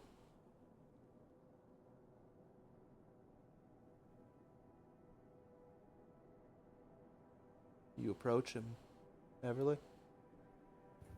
Mm-hmm. Can I roll a perception check for Wallace? Spider. No, homie did say he messaged me that he turned him back to a bird before Mhm. this. Yeah, I turned him back to a bird. Uh, I turned him back to a bird. Roll. Good Go ahead and roll dog. me an perception. But I'm. You're going. Just work with me. After you roll, okay? Of course, of course. Um, Wallace has keen hearing and sight. He has advantage on perception checks. Mm-hmm. So this is yeah, okay. So this is +1. So 14 or 18. 18. Well, Oh, well, I did say that Wallace um would only tell me if it's a threat. So so Wallace Wallace wouldn't does see. register Uh, wouldn't register that it's a threat because neither does Xeno. Xeno thinks that they're an ally. Wallace would see Everly, and will keep Wallace, your familiar, will keep an eye on Everly as she approaches. Cool. You get within 5 feet of Xeno, Everly.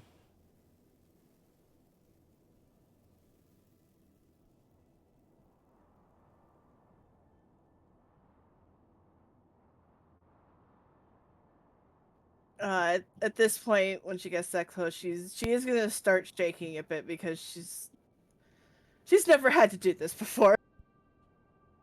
Mm-hmm.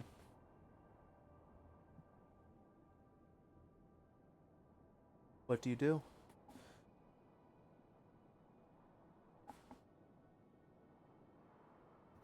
Uh, at this point, she would kind of close her eyes a bit and kind of start like raising her rapier above her head, getting ready to strike if she continues to get closer. Okay. Uh, Now before Wallace does anything like alert Xeno, Everly. Oh yeah, yeah. He's not Mm-hmm. gonna do anything until I get hurt. So As the sword is raised,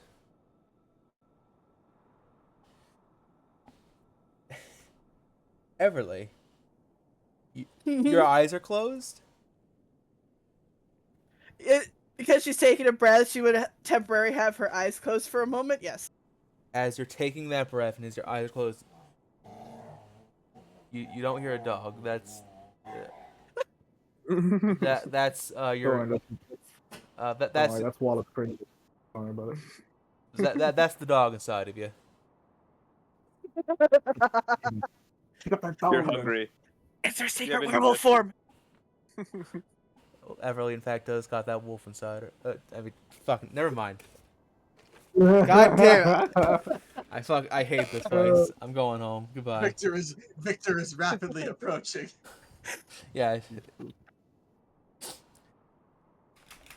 Anyway, sorry about that. Uh, you hear, boom, and you feel something in your hand change. You feel something much heavier than your rapier, in your hand.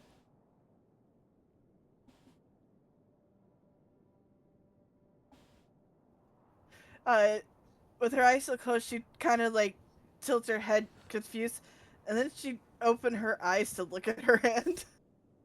As you open your hand, where the rapier was, which is now back in its holster, uh, you see the prince. And as you see the prince, he goes, "Ah, Lady Hazelwood. Glad to catch you while you're up."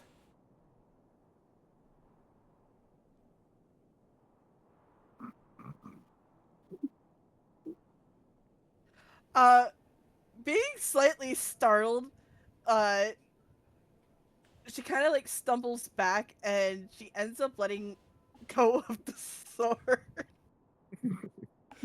She stumbles like before she lets go of it. She stumbles far back enough that it like doesn't drop on Zeno or anything. So what it really is, Lady Hazel, good to see you. Ah, and it lands rather cleanly in the sand, about less than a foot from Zeno's head. Rude. Why are you all constantly dropping and throwing me? Grabbing her chest, being startled, she looks around and then whispers to the start, "What are you doing?" I saw you were up, and I've been meaning to speak with you. Here now is a good chance. Why are we whispering? All right, everyone's asleep. Why am I whispering? Again looking around, she grabs the grabs the sword out of the sand and she starts like walking a little bit further, not like quite out of camp, but enough that like no one would hear them talking.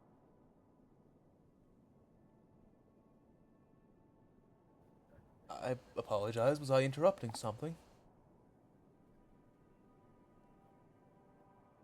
Uh, uh she kind of looks back at camp towards Zeno and back of the sword. Um, no, no, no, nothing. Oh, good.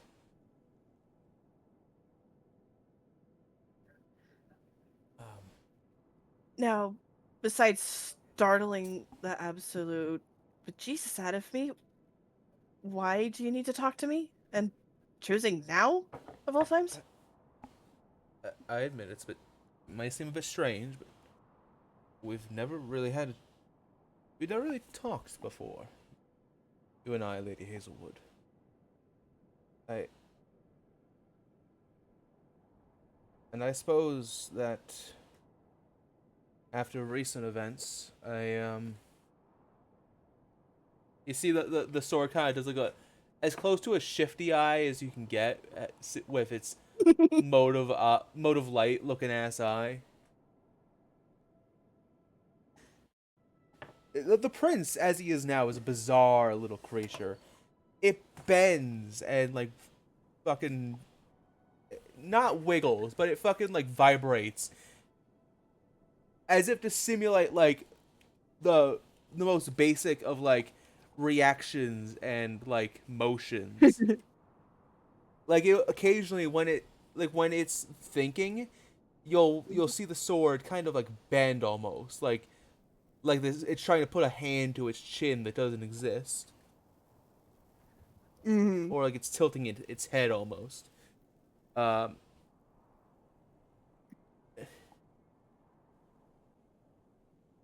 I wish to ask if you're doing okay.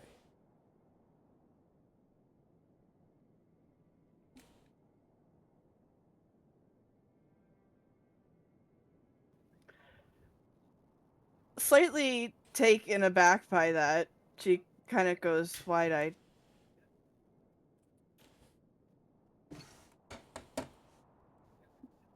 Well, I appreciate that, and I don't want to sound rude, but why are you concerned about how I am?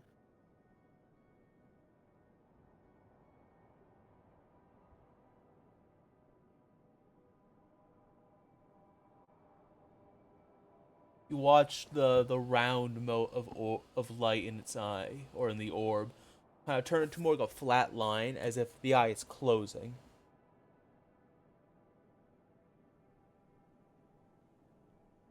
As a blade,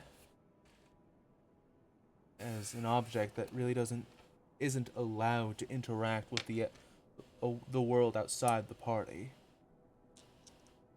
I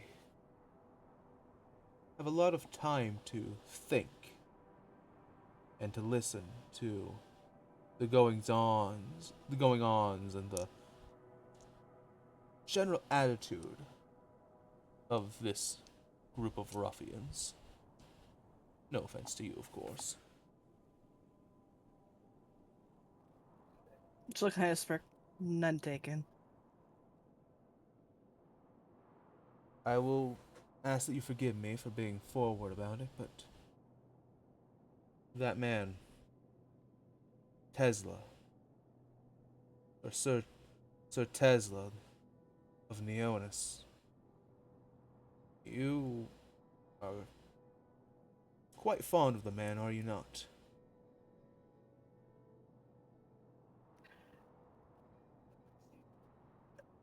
Her body does visibly stiffen when she hears his name, and she kind of coughs to herself.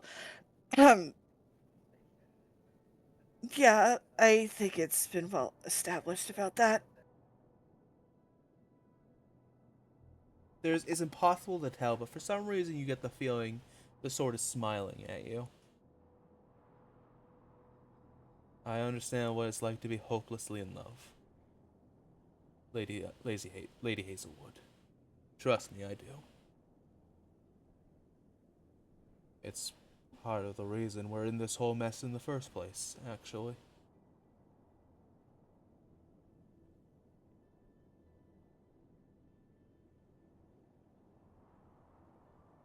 I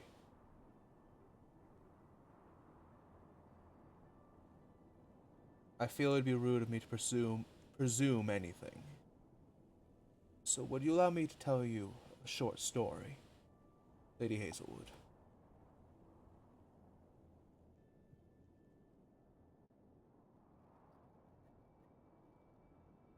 Uh, Everly let out a long drawn out sigh. Sure.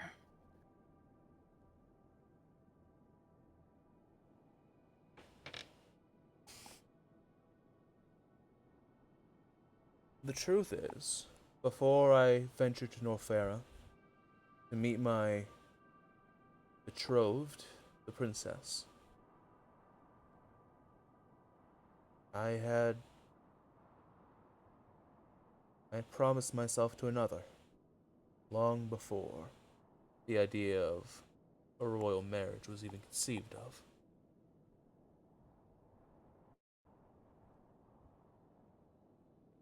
Her name was Namir.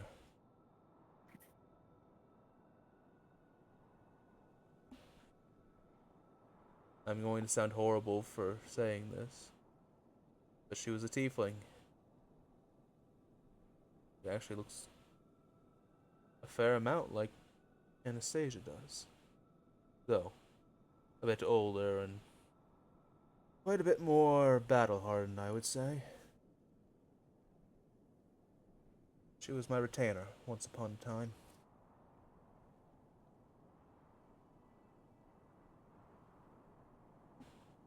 We bickered and quarreled endlessly. And eventually, I forget if I saved her or she saved me, but in that moment, we just both seemed to understand that we loved each other, that we wanted to be with one another. Unfortunately, she was of common blood, and with the passing of the of dear late King Norian, peace needed to be obtained, needed to be secured by any means necessary. But I was raised on the gentleman's code to never harm or upset anyone. was not necessary to live true and righteously by my ideals. All my life, that worked. And when I figured I was simply honest and I did what was right, I told my parents that I loved another, and I could not, in good conscience, marry someone I did not know nor loved. I thought they would understand that we could potentially find another way. But I was not so lucky.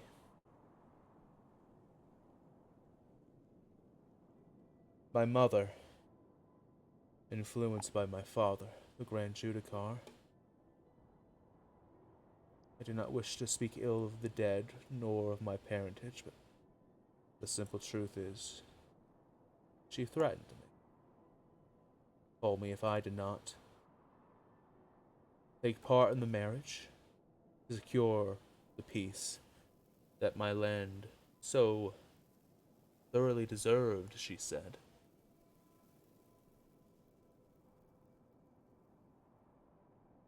You get the feeling that the sword is grimacing somehow.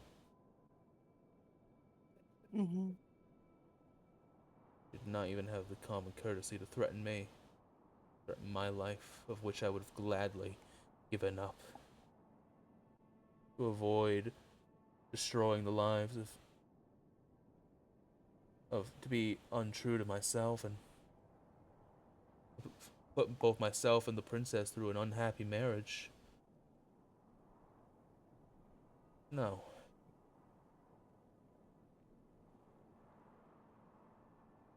I have a sister. A young sister, though. In truth, we're not related. Not by any metric that I can understand. And yet she is the truest family I've ever known.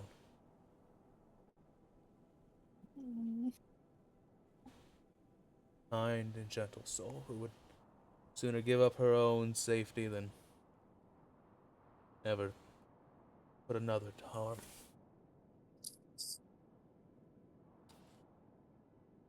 Everly, as a mage, have you ever heard of the country of Vitalna?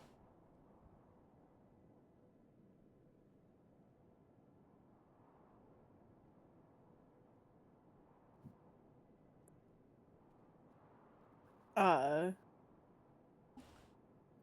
You may roll a history check if you'd yeah, like. yeah, I was going to. Oh, that's a good roll. 23. 23. This would make sense, absolutely.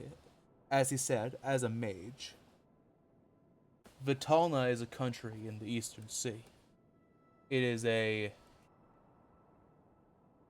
bizarre land. Some, when you first learned of it, you thought it sounded quite a bit like Norfera. It is a holy country, where worship of the gods is first and foremost. But the more you read of it, the more you realized how horrid of a place Vitalna was. It was a land so thoroughly and so absolutely devoted to faith that the practice of any form of magic other than a holy type of magic practiced by paladins and clerics is outright decreed illegal, punishable by death.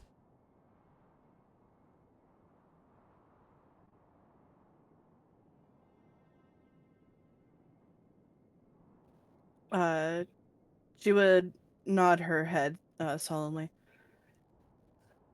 I have had the unfortunate occurrence to know about that place, yes? My sister. It would make all the sense in the world that a woman from a kingdom of magic would have magic itself coursing through her veins.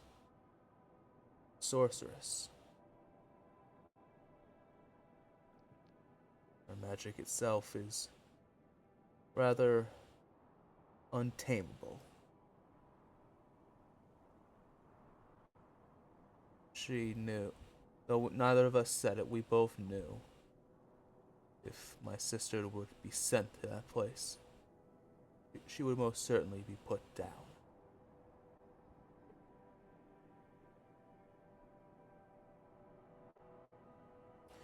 And so, I agreed to the marriage. I agreed to throw away my principal.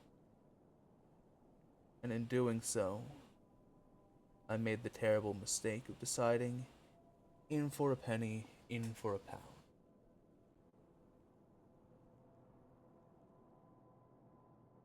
I concocted a whole plan. I didn't know the people of Norfera. I didn't know who I could trust. I'd been told nothing but how much the princess was ecstatic for the marriage.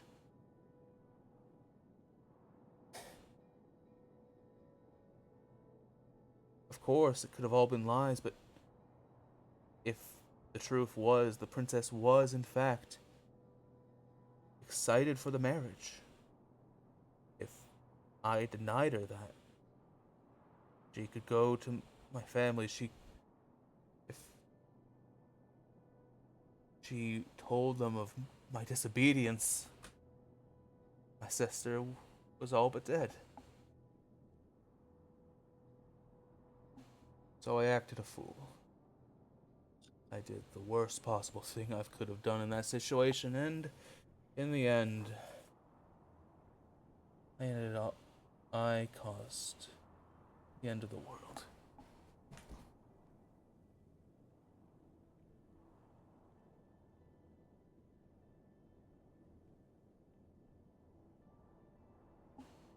But the point of this story, Everly, is that the one I love is still here in South Thunder, and my sister is still here in South Thunder. That even though things may look bleak and hopeless, even though we might be in what you could call the worst of situations, you know as well as I do, that thing was not Tesla. Which means the real Tesla. Your friend, or perhaps more than friend, is still out there, waiting to reunite with you someday.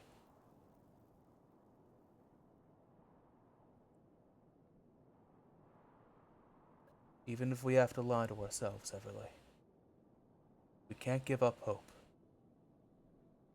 You get the feeling it smiles again. Otherwise, who's going to take care of these Neanderthals?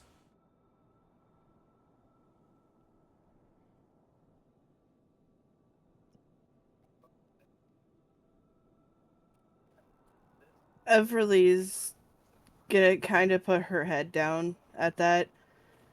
Her bangs kind of falling in her face where you can't really see her eyes. And she just goes, but that's the thing. What hope can I have when anything and everything I love is always taken from me? There's such a slim chance for him to actually be alive from the letter that he left me. I, I highly doubt where he went would allow him to stay alive for the things that he tried to do.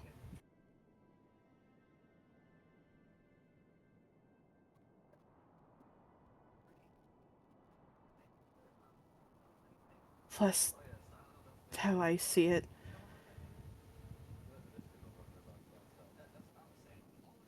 even if it was that he was still alive, why would he want to come back here? He's free from this. And she kind of looks up, and you'll notice that she does have tears falling down her face. Why would he choose to come back to this trap that we are in?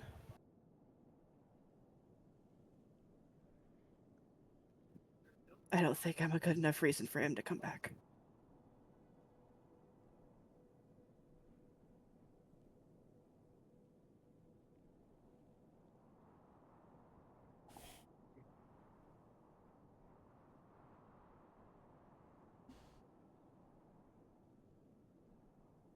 I see you are no student of the Ambrosian Academy, ever. You clearly don't know the saying of the school, the true motto of an Ambrosian.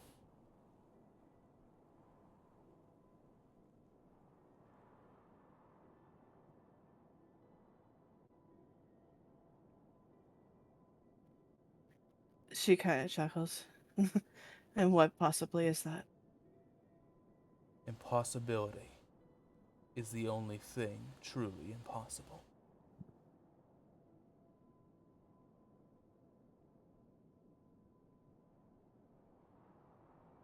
The man named Artaro. No, the demon named Artaro. By all rights, by all my understanding of the man, should have killed that child, Verifei. Yet he didn't. And Validus, despite the odds, was able to reunite with his daughter, even at the cost of the pain it brought both of them. Something. Look around you, Everly. We exist now in a land, nay, a world of impossibilities. Things that never should reasonably or conceivably have happened. I went from, pardon my non pardon me for not being so humble, but a reasonably good-looking man to a sword, a talking sentient sword. I used to be a man. I used to have someone I loved dearly, and now I'm a sword. That should be impossible. Someone you've known for your whole life, who you are incredibly fond of, and I mean this with all respect, and I mean it purely platonically, of course, Everly. You're a beautiful woman, and a brilliant one as well. Any man worth his salt would swim across the sea to see you again, especially when you were in danger such as this.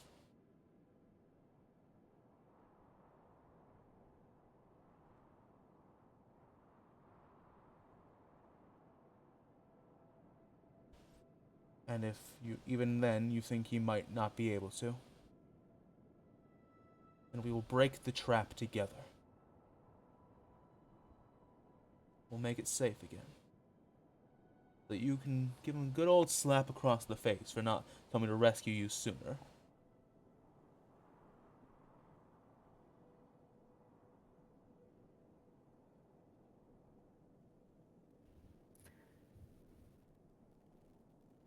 While looking at the sword, she's gonna give like a very sad chuckle.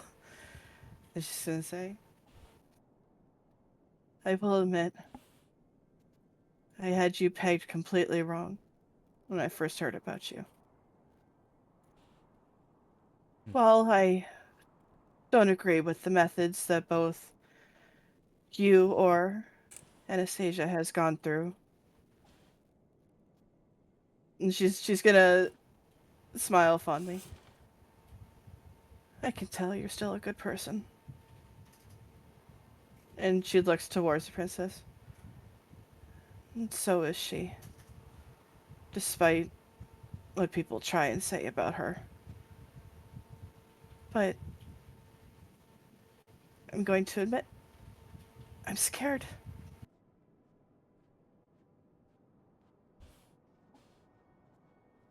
I'm scared I'm just not strong enough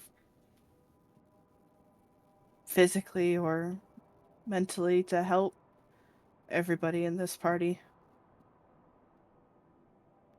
And even this world, I was never built to be a hero. I believe most heroes are not built to be heroes. Many are built to be adventurers, mind you, but not heroes. Anyone who would so the only people who would so readily and greedily grasp upon the title of hero are people like my father.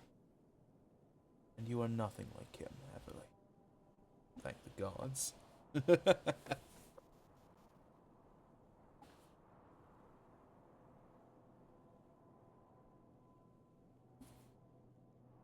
The truth is, I'm scared too. So let's be scared together. See this through.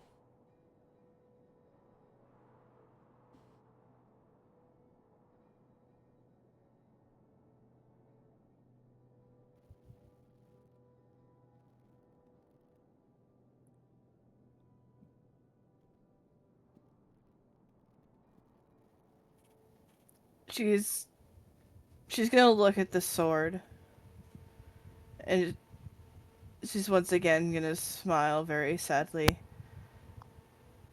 and she's gonna hold out her arms a little bit, and she's just gonna say, as awkward as it might be, is it okay if I hug you? I won't be able to hug back. But I don't mind. I know.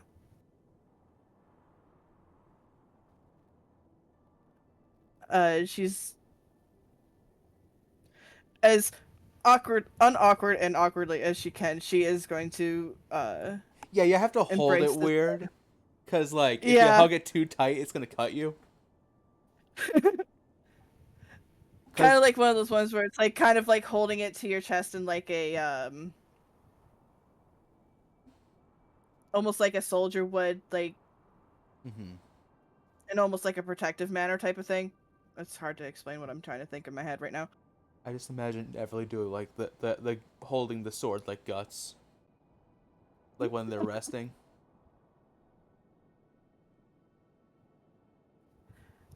But while holding the prince slash sword close to her, she puts her forehead to the hilt of the sword, and she's just says, "Yeah, we'll be scared together." And thank you. Everly, Mm-hmm. you roll me a courage check, please. Okay. 16. As you hold the prince close to you, your eyes once again wander to where Zeno is sleeping, but you don't feel any of those. You don't feel any desire to kill him anymore.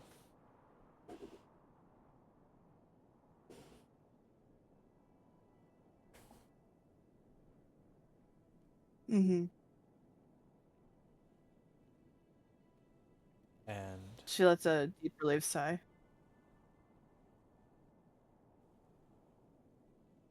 as you and the prince spend the rest of the shift together, making idle chatter with each other and keeping watch over the camp, everybody go ahead and take a long rest.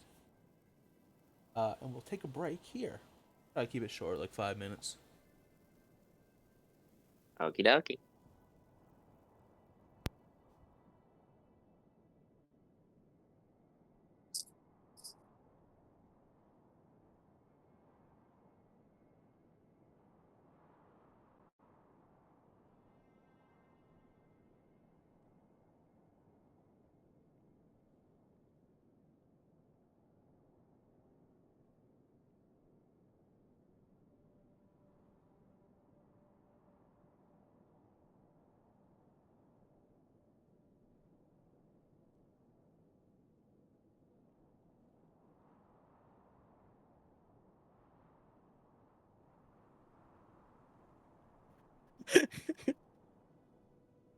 Sad.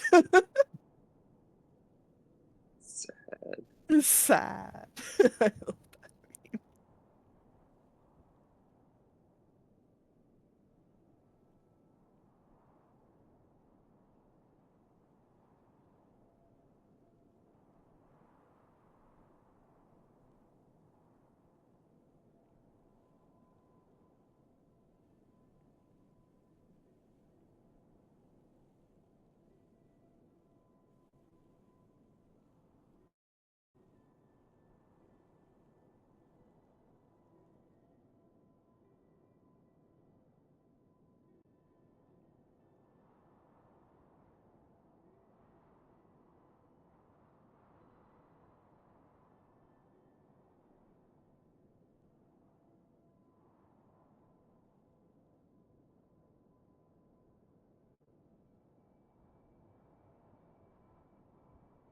I'm back. Hello. Welcome back. Oh, fuck. What should we name this episode? Therapy time? Therapy speed run? Therapy. Let's all be sad together. Oh, I gotta save the princess sister. I'm Healing. Sister, alright. not sister. And then, I'm happy as save the shit. princess lover. And just our list of people to find just keeps growing. I'm happy as shit. And our list I of people to will. kill also keeps growing. As now I'm assuming that we all want to turn the queen into a bloody stain. I will have Wallace tell me that Emily was holding a sword above my head. Uh, that's definitely something that Wallace will tell me when I wake up.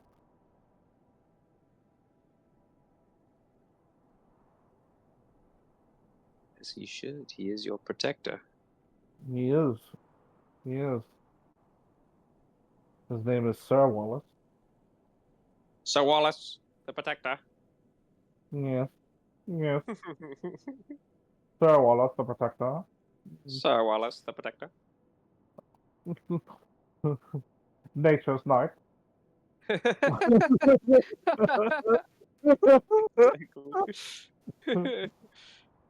His name is Sir Wallace, by the way. We just figured Wallace, it. the protector. Sir Wallace, the Knight of Nature. He's a fantastic knight. One of nature and protection. I don't think any of you have seen Wallace up close. Like, because I've always had him away from us. It is true. Yeah, No, good shit, Everly. Thank you. Fuck! good stuff. By the way, I really thought you were gonna stab me. Yeah, I thought so too. I was like getting ready to cast like guiding bolt at my highest levels. I was like, damn, let me cook up my level 2 guided bolt real quick. Well, first I gotta hop away from you. Use my use my rabbit hop to not provoke opportunity attacks when I So, leap like, can away the from you. prince just appear in other people's hands now? Yeah, I don't know. I guess. I mean, He just appears at will. It's like, ah, what are you doing here? it'd be really funny if you were to like look, see the pencils in your hand, stab me, and then blame it on the prince. The prince, I tell you, he's bad. I tell you, he's a bad guy. Nah, it was very wholesome. I'm gonna once Your again ask conversation. out loud, who wants to murder a fucking dictator? Yes. Trying, influencing the queen to sell off your own sister? What the fuck? Oh yeah, that sparked a Like, newfound literally sell off rage. your own sister. Because I don't know anything about that. for the audience in the home game, we've been to the tone. It's god awful there. Yeah, it sparked a newfound rage in Everly. I don't know anything about that. However, I can be persuaded to fight a dictator.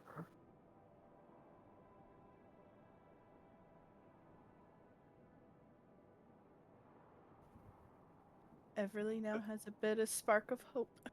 Yay! Yeah. worst part about fighting the I dictator, though, mean, is that I mean, of course we you know what do. he's He's capable asleep. of out of game. Of course you have the spark of hope. He's asleep. Just a little bit to your left. Oh my Such a God. little bit to your left. What? It's Arthur. Arthur, spark of hope. Push. Spark of freedom, my friend. Spark of freedom. The spark of hope. The spark of friendship. I am the spark of freedom, my friend. Not the spark of Yeah, hope. but Isn't you that can do noir? both. Arc of You Hope, or was can it Light of Hope? Light do of both. Noir? I forget what he named himself. Nah, man, Noir is just Noir. But now he's just Noir Gloom. He's just Noir. I think I wrote it down. Hold on, let me find it. Listen, we can't be telling people about these people. All right, That is please, true. We can't. calm, calm. You want to tell them? Just text them. The Uh, guiding light.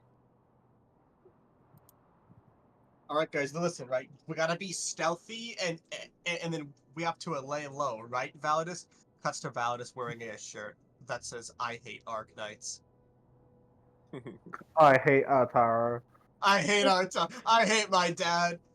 Where'd you even get that? Did you make that or something? It has Sharpie on it. I feel it. Isaac lent me a pen before he left. I did. All right, this is a good Right, session so far. just have the spark And of we barely freedom. moved Not at for all, one though. I night. gotta Hey. keep moving. Yeah, you haven't moved at all. Let's get going. All right, welcome back, everybody. Eh, Hello. All right, so you wake up, you eat breakfast, no talking. We're moving oh yeah, because you're. yeah, no, Hmm. yeah. Wallace will tell me that Everly was holding a sword above my head, but didn't do anything the previous night. Hmm. Here's the question: can Everly still hear the princess? Yes, she still has madness. Damn. Yeah, sorry, buddy, just you. Just you. You can't hear her. That being said, which way do you want to head today? Uh, So we were curving down and around, right? I was gonna actually bring that up because I did check the map and ooh. So Gambino is I'm on the wrong campaign map. Okay. if we I was Hell like, yeah. go we're not in Dinero. What are you What talking about? the arrow? That's not right. That's not right. Get out of the about the UCC. same distance, maybe a tad bit longer if we go down, but it's probably safer if we just keep going down because Well, we have to go We down could anyway because we need to use our drifters. we could yeah, try and hug the shoreline. yeah. Well, because the shore is connected to the city, the thoroughfare of the city, and we can't use drifters. Uh, Oh, on the yeah, we can't use drifters because it's grassland. Uh, yeah. so we would have to curve So like, around the city and then try to hug the outside of the lake. We can go on this I think space. like I think. here, yeah, I was gonna say if you go here. to this one, you can only move one space today. Yeah. But So if let's we just go. skirt around the grass. Mhm. Okay, you We want to can head go straight straight south? down, like right. Yeah. Sounds good to me. All right then. Southbound Are it you is. gonna, are you gonna drive, Altus? Or Hell yeah, I'm driving. All right, give me a I'll vehicle give you check. that. Guidance. Yeah, I already Guidance. said I Get already said I'll give you get guidance. fucking guidance, bozo. Can I, Okay. because I Beat me also to it know, every time. because I also know the inner workings of a drifter and know how to operate it, can I give him advantage? I already Yes, have absolutely. advantage. Okay, okay. I didn't know you had Alright. advantage already. I'm land vehicle specialist, my friend. So it's a wisdom check Oh. plus your proficiency. Plus guidance. Yeah. That's Damn. gonna be 19, and then guidance. We're gonna go with a D4. Let's get it popping. Why That's do you a dirty sound 20. why do you Uh, sound like a nerd? plus your proficiency would be a +2 as well. 22. Yeah. All right, so you're easily able to get 20. What is it? two 21. spaces today. So, 21. first let me move you here, and Is then that proficiency bonus +2? Mm-hmm. That's what I did. It's My math. 2. It's 22, isn't it? mm-hmm. Yeah. Okay. All right, you can My move math's one more terrible, man. space. Which There direction we do you want to go. go? Ooh. I'm down for either straight down or Uh, it doesn't really matter. yeah, it doesn't super matter. I say Straight down it straight down. is. I just start Yeah, steering. yeah, I say straight down. Straight down. Not that one. Going along with it. Yeah. Yeah.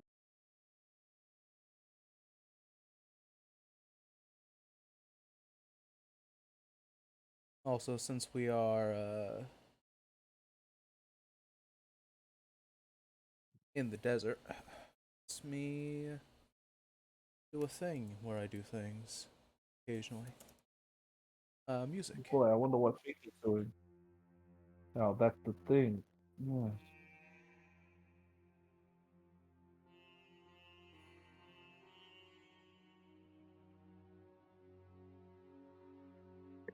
All right. Can I get Wallace to scout the skies ahead of us? Mm-hmm. Absolutely. Have him roll You either scout those perception guys. or survival of your choice. Okay, I'll give Wallace a perception check because he's good at it. Hopefully. But he is a familiar, and familiars usually are ass. So, give me a second. He has advantage on perception. So it's this plus 1. So that's 7 for the first one, and the other one is 14. 14. Mm-hmm. Heads or tails? Tails never fails. All right. To the southwest in this direction, you can kind of see a little bit of it. Hold on, let me ping it. For those of you on the Roll20 map, you see the outskirts of a large town, like a full blown city, to the southwest of here, of your location. I mean. Wait, I'm a dum dum. I just looked at his stat sheet. It's +3. It's 16. Not that better. Not that better. I'm still gonna keep the same ruling. There is a large Oh, yeah. city to the southwest. Uh,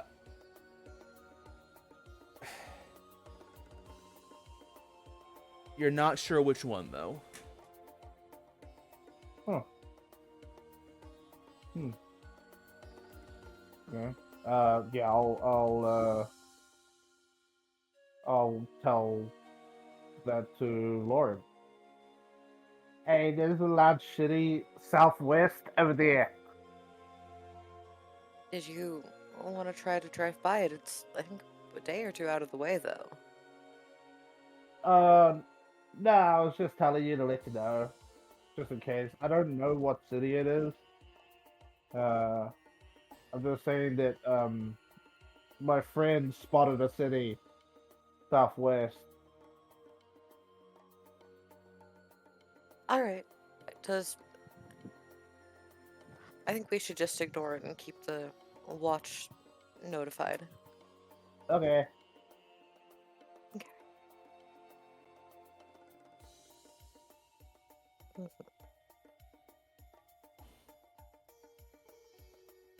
Yeah, I'll communicate that to Wallace to just keep moving. Mm-hmm. The day more or less goes off without any big issue. And again, you all gain the benefits of a long rest if you need it.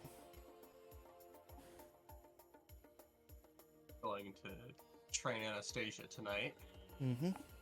if she wishes. She does. And she's doing about as good as usual. She's improving slowly but surely. And again, she has you surrender your knife to Lorian. Mm-hmm. But she hands it over.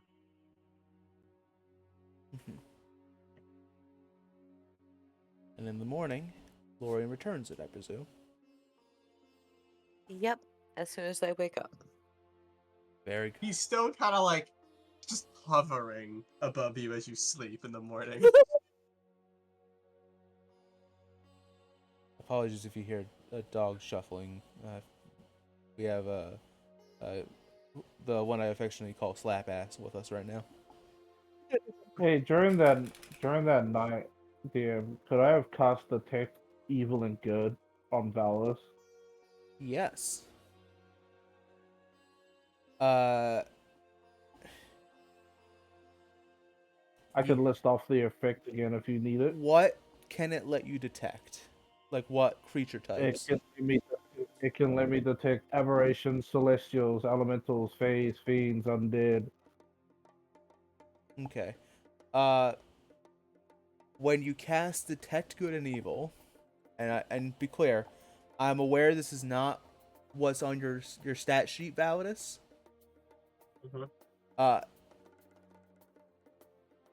Zeno, you detect a chaotic evil undead.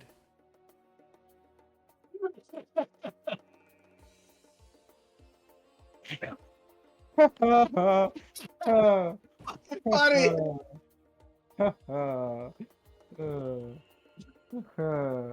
Yeah. Okay. Anybody Okay. else you want to detect on? It's going so well for Yeah, you. sure. Sure. Because we're having a long rest, I'll do it on multiple people now. Okay, who else? Let's try. Let's try it on.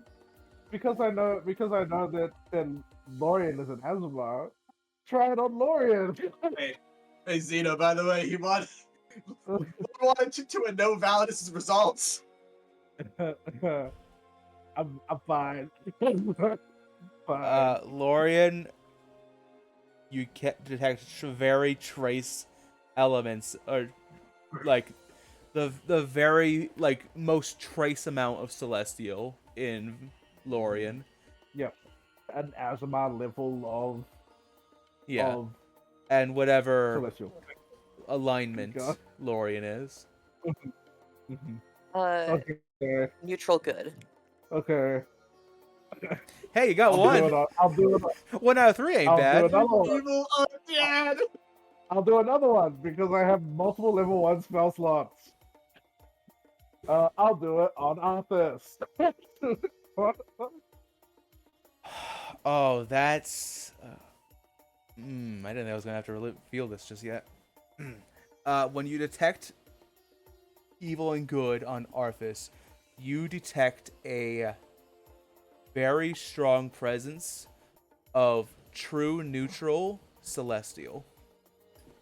How many fucking people have like other people inside them? What the fuck? For once, it's not war, guys. Yeah, for what? Shut up. No. Okay. I'm letting you know that, like, is crying every single time he just picks something that's maximally open. Anything else? You know what? I'll fucking burn my last one and do all the precedent hold this sword above me. Do it on Emily. Uh, Oh, God. Everly, what is your alignment? Chaotic good. Perfect. And this actually makes sense. You detect a very strong presence of chaotic good Fae from Everly. Like a Okay. very intense feeling of Fae from Everly. Okay. All right. Hell yeah. All right. Hey, that's probably the best He one, all will. things considered, considering your goddess. He will try to himself. Over this weird monogamy of good and evil group, It's a good thing Isaac's not and here. Yeah, a full yeah, blown panic attack. Why the fuck? Yeah. Why the fuck do we all have like spirits shoved inside us? What the fuck's going on? Not telling anybody anything that I found out. I mean, okay, you know, like fucking lore came up clean. Lore came up clean. Yeah, yeah, but one out you of know five what? ain't The last bad. time I told somebody, they Five put a ain't bad. they put a sword above my head while I was sleeping. So I think I'm good. I think I'm alright. Be fair, that's Um, pretty normal for Faye. Is it I mean, though? Is it she's, though? she's I've never had to wake up with my brother holding a fucking sword, and he's chaotic good as well. Yeah, but you're like half Faye. You're getting like full Faye energy from Everly. Anyway, after Darn Fey werewolves. anyway, you all enjoy the rest of your night, except for Zeno, who cries himself to sleep. Yeah, I'm actually not gonna write that down in my book either. you ever hear that sometimes ignorance is bliss? Some knowledge must never be known. Forbidden knowledge is called forbidden for a reason. Actually, no, A- I will write it down in my book. I will write it down in my book. And then Prometheus shows up, and just like, yeah, welcome to hell. I Yeah. fucking Validus spits back chaotic evil undead is funny as fuck. All right, next day. Moving on. All right. Arthas, can you roll me your vehicle check with advantage Got it. Got it. with guidance? Alrighty.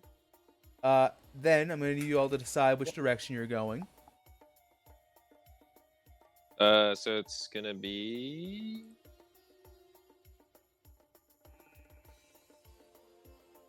So 19 this way? plus 3. 24. Yeah, that way looks 24? looks good. Yeah, 24. As long as we keep moving down, we should be fine. All right. In the So. end.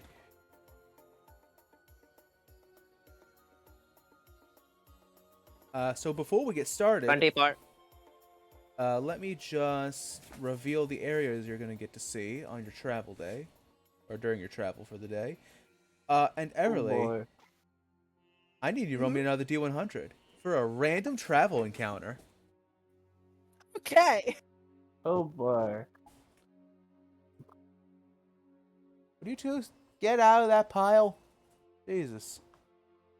24. 24. Okay.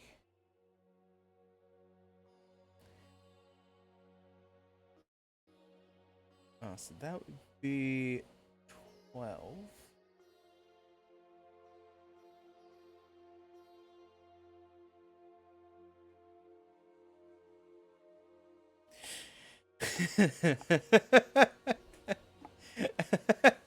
Okay. All right.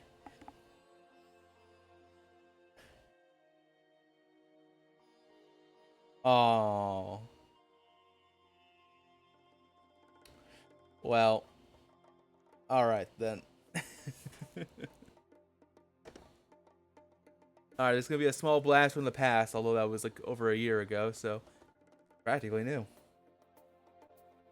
Punch wizard. I wish. As you expertly drive the more or less complete travel for the day, from this location, which is where you wanted to be, where do you want to go?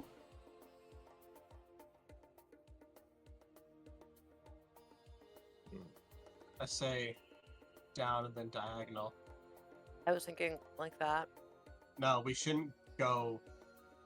I was thinking that way too. We shouldn't like but- use a square going straight right. We can go diagonal right. Like, we need to keep moving down though. Yeah, I just want to stay as close to the water as possible. That Yeah, way, close we to get the bridge. shoreline. Yeah, yeah. I say that we move one diagonal down. I mean, you can't And be then- too close to the shoreline if you want to cross the bridge, you know? Yeah.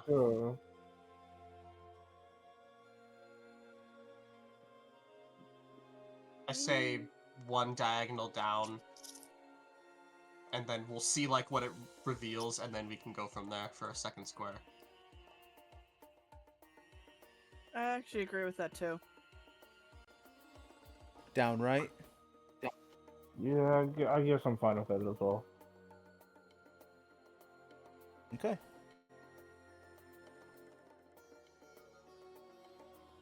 Hi, dog. Thank you for just being all over my feet.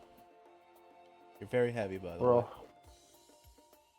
My dog was doing the same thing. All right. shit. As you're nearing the shoreline, you begin to smell the sea air, and in the distance hear the cawing of gulls.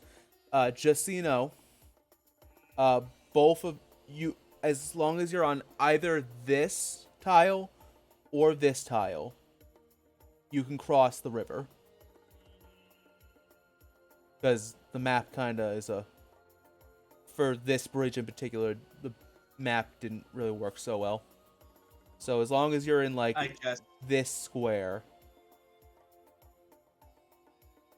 guess. Do we want top right? Sorry, yeah, top right or bottom right to cross the bridge?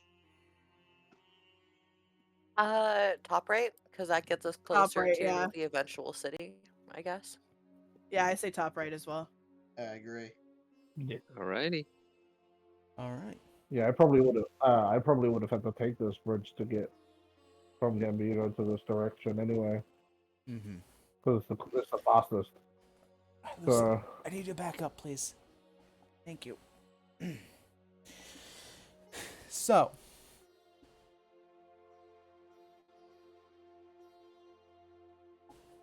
as you're making your way towards the coast, or rather towards the large bridge that connects either side of the massive river, the sun is starting to dip, and things are relatively quiet until you start passing through a small valley of rather large dunes. You have enough speed, and you're kind of looking for a place to make camp for the night. And I need everybody to make me a perception check. Sure. 19. Nat 1. Lori is taking a quick Lord. nap. Yeah, little cat nap. 6. It was almost a 19, but it rolled over and now it's 6. I got a 9. Yippee. okay, I got a natural 1, and my boy got 16. Zeno, why does it keep showing you making custom rolls? Oh, that's Wallace. So like I Oh, rolled okay. 2d20, the perception for Wallace, which is 16, I see. and Okay. then mine is a natural 1. Yeah, mine's a natural 1. Double nat 1 again. God damn, we get that shit like Yeah, we've had that like the Xeno's- past Xeno's 3 a natural sessions. 1. Yeah. So, is Wallace flying above? Yeah, yeah, because he's been flying above most of the time that we've been driving. So yeah, he would be above to get eye line. So, technically, Validus, you perceive it first because you smell it Oh God. as you're kind of making your you're at this point you're walking the drifter through the Valley of Dunes just so you know you can kind of scope out a nice place to sleep for the night. Your nose, Validus, is suddenly hit with this terribly caustic smell. Like something fucking like it smells like rusted metal almost. But just like Wow, this is, infinitely like, more pungent. His whole face like scrunches up like you just lick a lemon. Hey, be mindful. There's something absolutely rancid around here. Can I tell like where the smell's coming from? It's coming from up ahead, kind of towards the left. Seems to be coming from behind a dune. And speaking of, you all. What the? Hold on. What the fuck? When did this happen?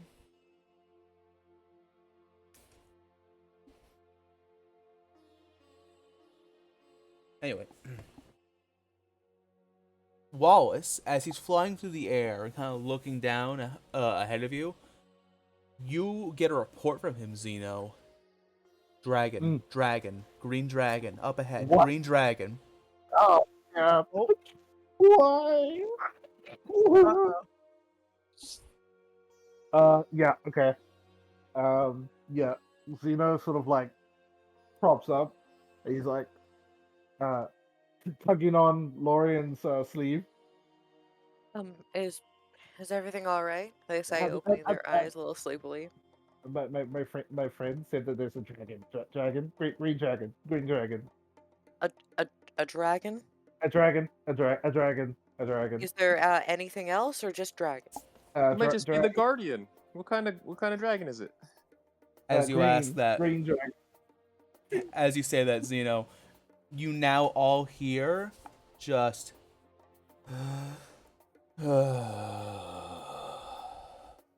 from behind a nearby dune. Uh, I mean, maybe he could give us a lift to Gambino? I don't know if I think we should try and maybe try and avoid. or maybe we should just send someone to go look, see I'll go why look. the dragon's here. Can we Guardian, tell is what that that you? sigh sounded like? You can roll an insight it on that like- sigh. Yeah, I Like, want to roll hi, it. I'm gonna nothing to roll an eat, or was insight it on like that side. Yeah, Does if I sad don't, or- just mask Yeah, I you, though. rolled an insight I on want to that. see if Validus gets to give another 20-minute speech about parenthood. No, It's nope, 16. that's an 11. Actually, hold on. I have to pull up a green dragon stat block real quick. uh, 18 for Zeno. All right. 13.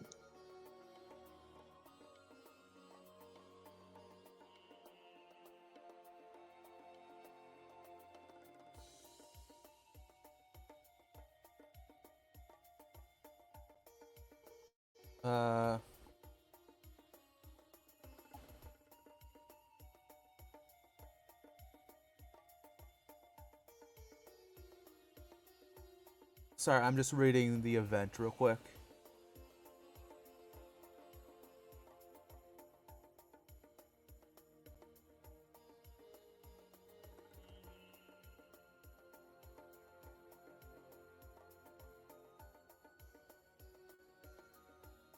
Okay. Let's see.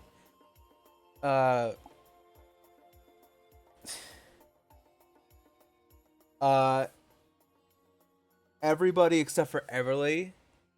Actually, no, even Everly. I think even you pass. There's never been a more clearly. You've never heard anybody give such a depressed sigh in your life. Oh,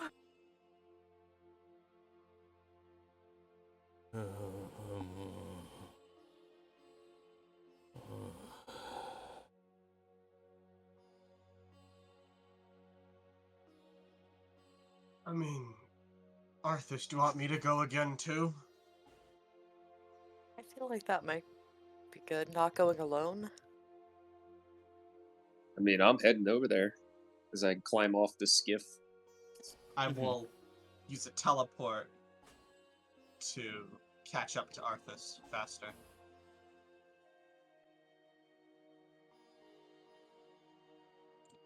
Mm-hmm.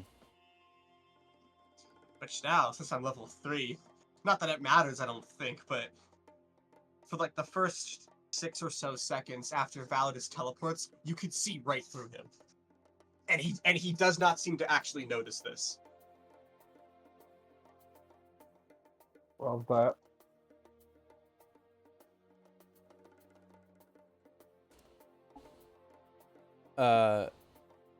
Okay, so Valdis and Arthas are approaching. Mhm. As Looks you like it. as you kind of walk up, you see uh where the caustic smell is coming from as you hear the dragon go again. A torrent of greenish, like acrid smoke just flies out from behind the dune. Kind of faint, so it would have taken you.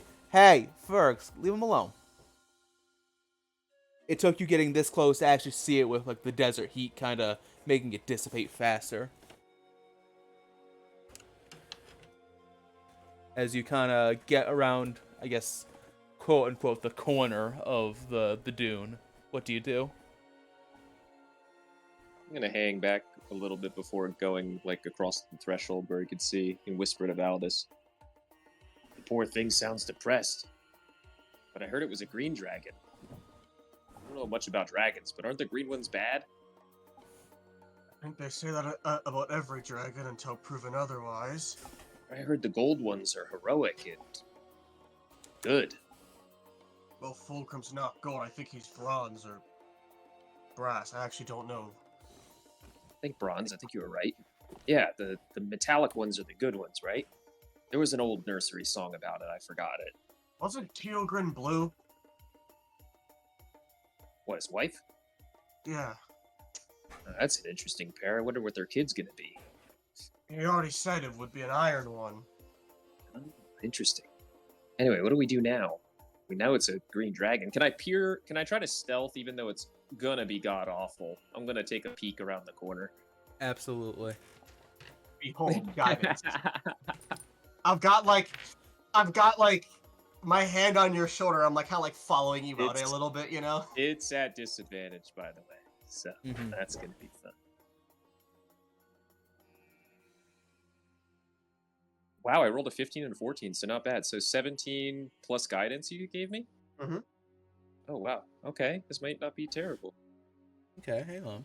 Okay, 18 total. 18 total. That's 18. really good for a heavy armor knight in stealth. That's Got real really good. lucky rolling both numbers close to each other. So unfortunately, even though it rolled a 9, that's a 21 total. Oof. Yes, dragon gameplay. Sees me peering around with my helmet, like, oh, the gleam of it. As you Wonder what's over here. as you're peeking around, as soon as your head kind of peeks around the corner, you are I'm talking immediately faced with the face of the green dragon. Oh, It was fixing us. Yeah, it's just there. It's right there as soon as you kind of turn the quote unquote corner. And at first you think, oh, maybe it doesn't see me. It's kind of like staring off. yeah. You see, despite it being a dragon, much like poor Fulgrim, you see just the most spaced out, depressed looking dragon since meeting Fulgrim. Just a green dragon just laying there, not really, barely moving. You'd think he's a statue if his scales were such a vibrant green. And even though it's not looking at you, you hear it say, I'm not going to stop you if you mean to pass by here. I apologize for getting in the way. I kind of fully come out of the rock thing and I drag Valdis with me. It's like, come on, he seems chill. Come on. I like step out. Hey, The first thing I'm doing is that I'm looking at his eyes. hey, Sir Dragon. We heard you sighing audibly driving by on our drifter. You, okay? I haven't really seen. Well, that would be a lie. I have spoken with a depressed dragon before. Are you depressed? Oh no,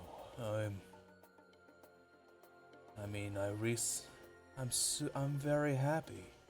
You see, I just recently learned that I only have 100 years left to live. I'm on top of the world, frankly. Well, your mannerisms betray your words. Oh, really? I hadn't noticed. Ooh, he's a sassy one. So 100 years, who told you this?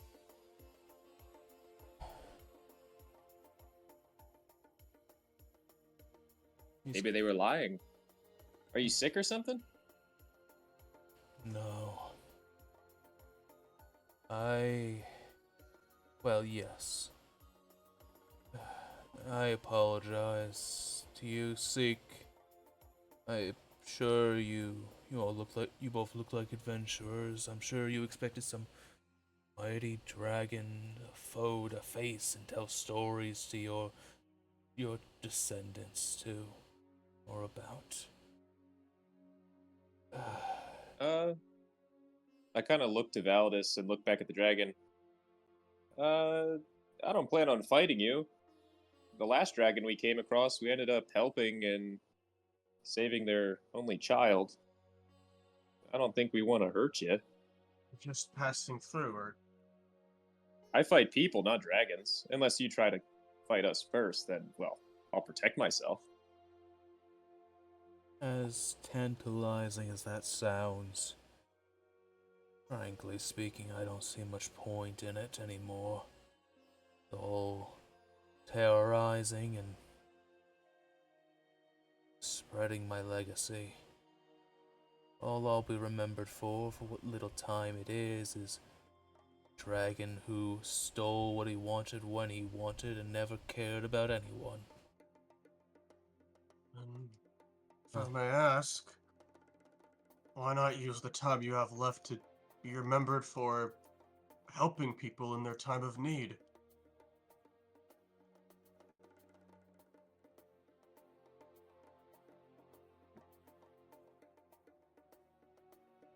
It's as you had said before you spoke to me face to face.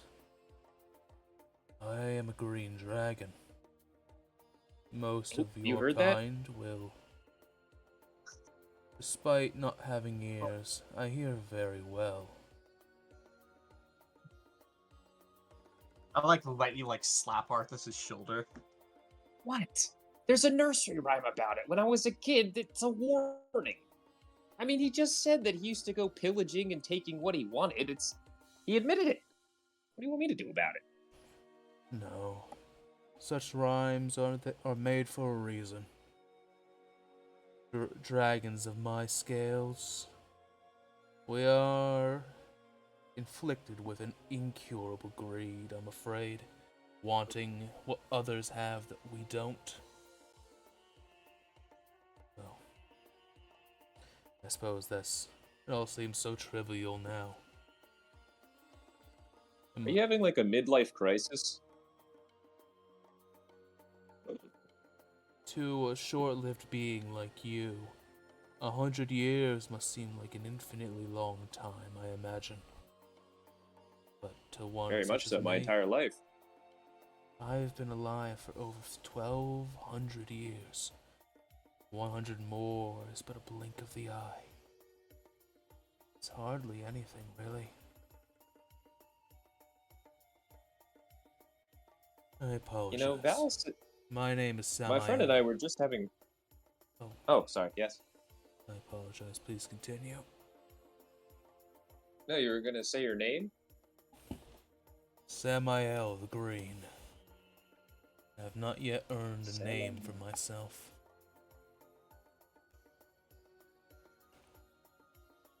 Well, I'm Arthas. I'm just a Valdis. regular adventurer, I guess.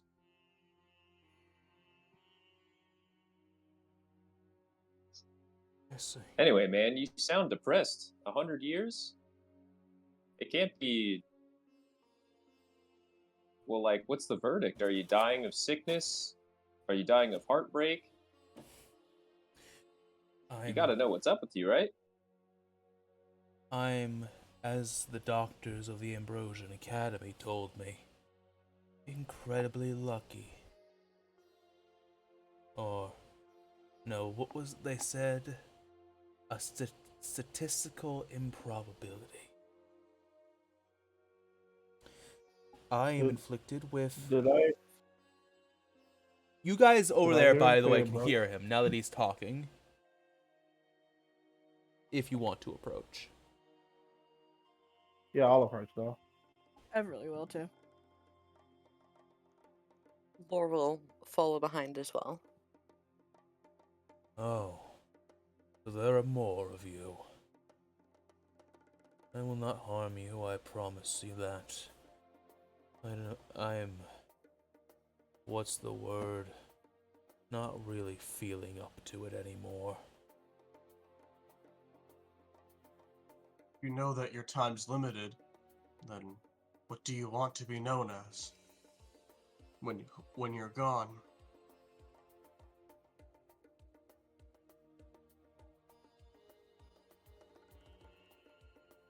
I'd never thought about it. Until now, I thought I was immortal. Eternal, even. Spent my entire life coasting off the hard work of others.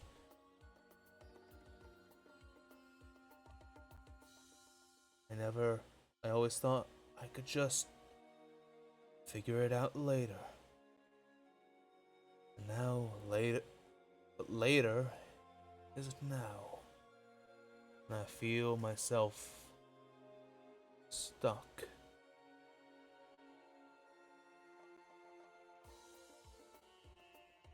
Again, you could just spend the time you have helping people, and I know you said you're worried about people being afraid of you, but what you are is not who you are. Do you have a, what's the word for it? A bucket list? You know, a list of things you wanted to do before you, and I gesture like my hand slitting my throat.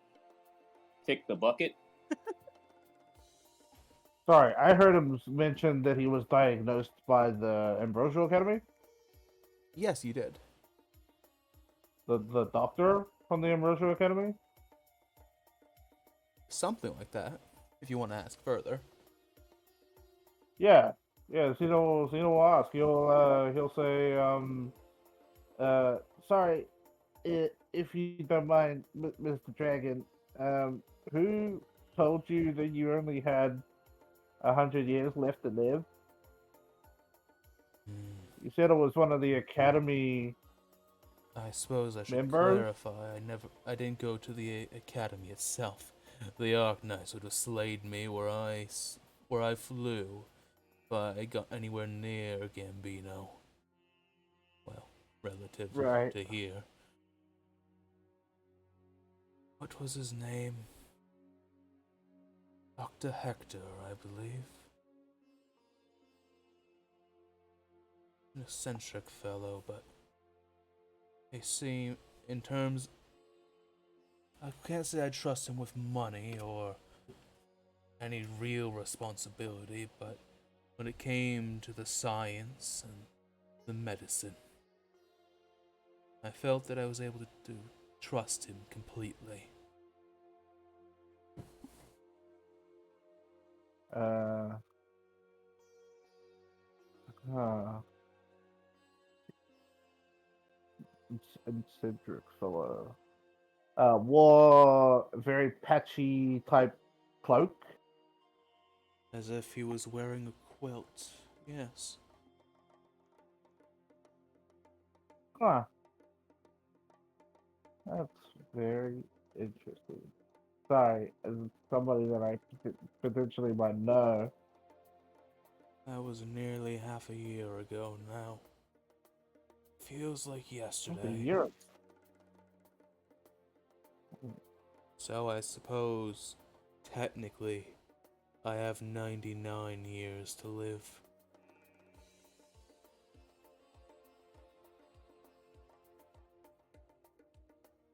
I I go. say that you. I start to fish into my bag of holding. If anyone wants to talk, I have something that's stupid and not really going to work, but I might have something. I Hold on, give me a second. And I kind of rummage around in my bag of holding. Has Lore ever seen dragons in the dreamscape? Like Yes. the afterlife? It's a bit Mm-hmm. farther away than where you would start usually. Because humanoids and dragons are so different in pretty much every regard. Uh, but you Mm-hmm. do both dream.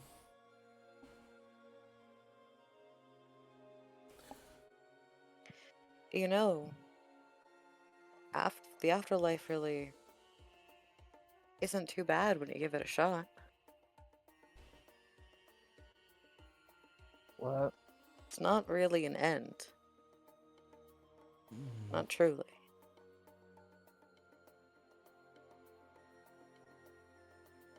yeah. There's that old dusty thing. And I pull out my potion of youth. Huh. Ha ha! See here, Mr. Dragon. This'll give you 1 to 6 years of life if you drink it. But I have a good plan. You take this and you find, what are those people called? What are those people? Scientists? Scientists? Something like that. Alchemist, maybe? And maybe they can find the formula and create something stronger. I mean, you probably have, you probably have a lot of gold, your hoard, that kind of thing. I'm sure you could trade some of it for a variant of a potion of youth. Or you could just drink this and gain an extra 6 years, if you're lucky, to your life. I. Hmm.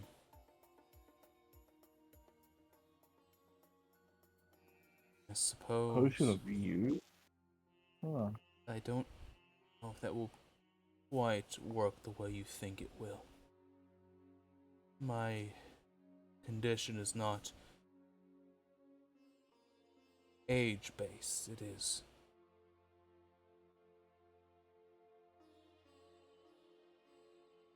I have no immunity system. That's how he described it. And I have something slowly working its way through my bones themselves.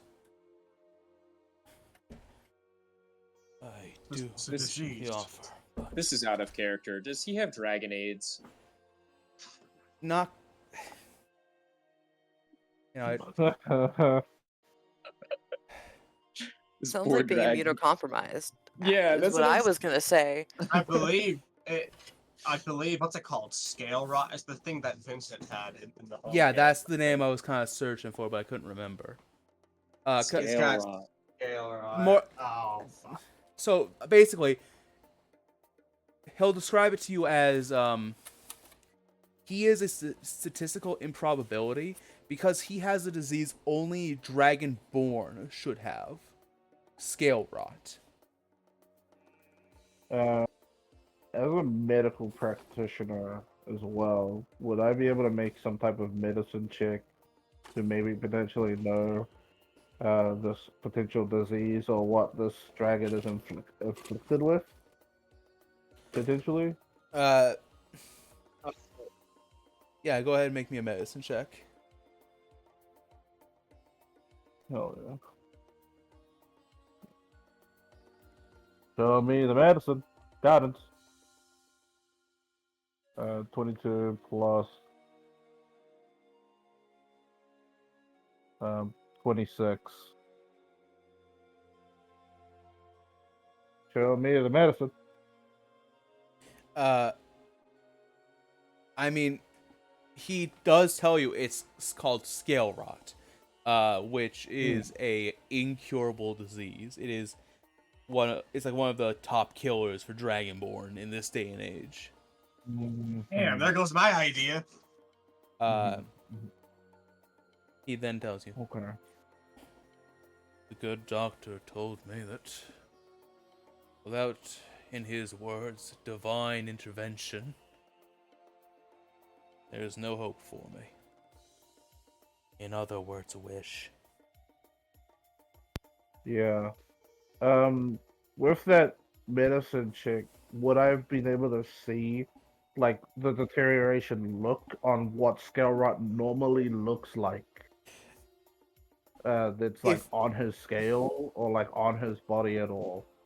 you kind of like circle around him a bit and you see his wings are tucked in, and on the top of his wings you see miscolored scales, like they're turning like a sickly brown, and you see a few of them have already kind of peeled off and fallen to the ground, I mean.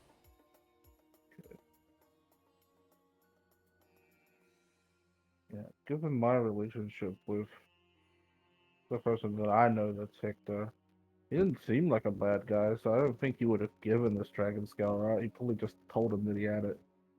Mm-hmm. Uh, okay. Yeah. I mean, if anybody is looking at Zeno, he is definitely showing a face of like, oh yeah, he's definitely dying to this disease. Definitely got that look on his face of like, oh no, something that can't be fixed.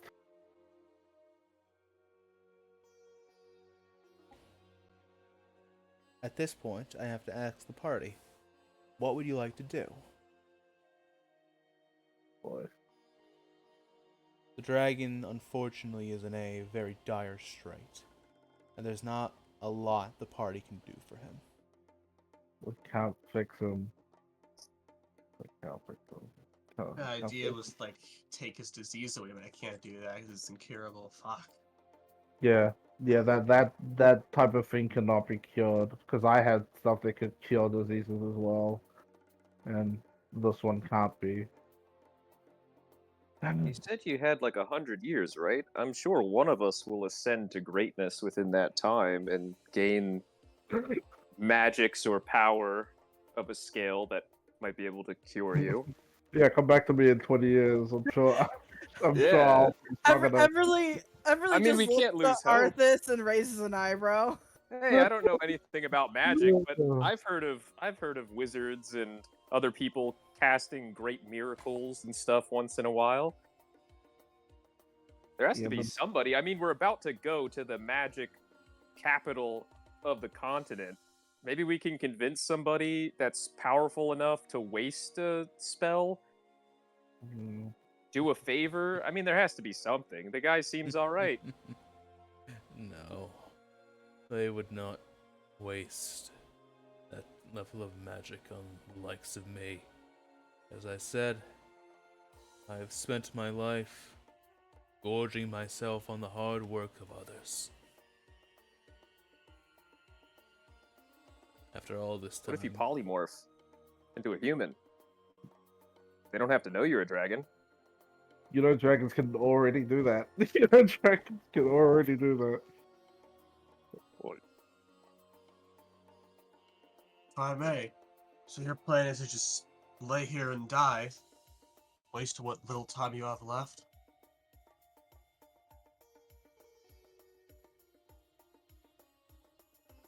I I'm scared. Is that something? I don't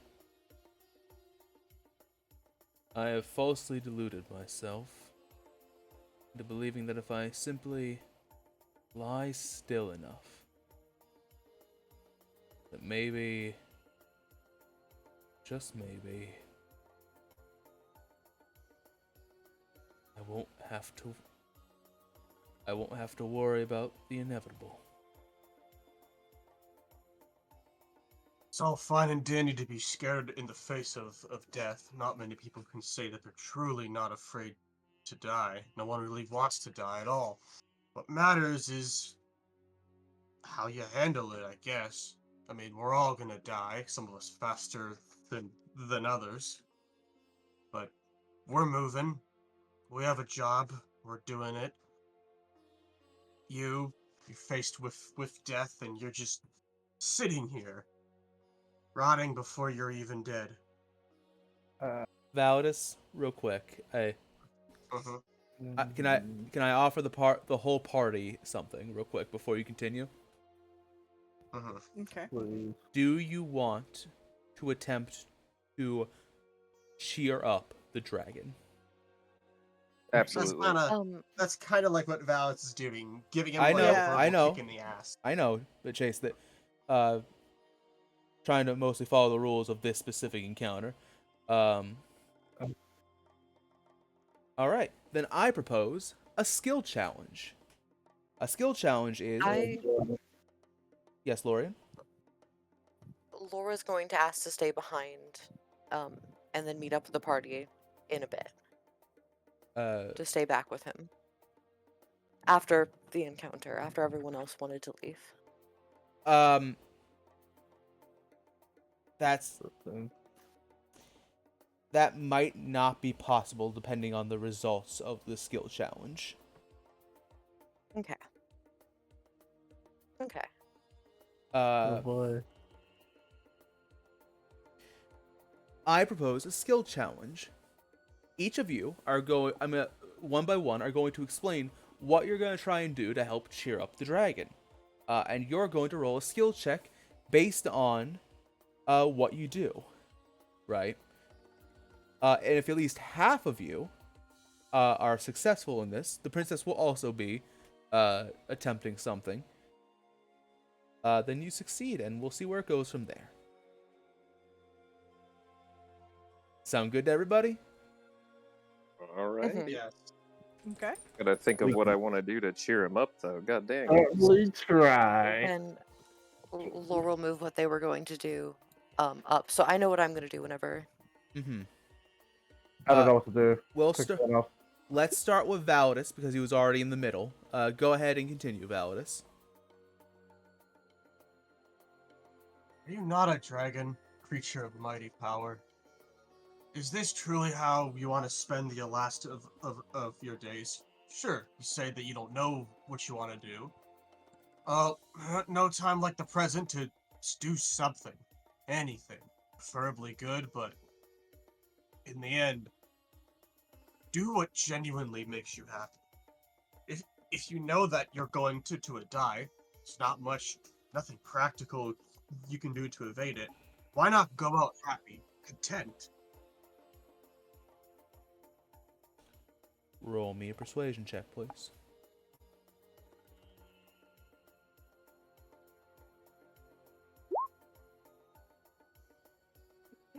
Yeah, that makes sense.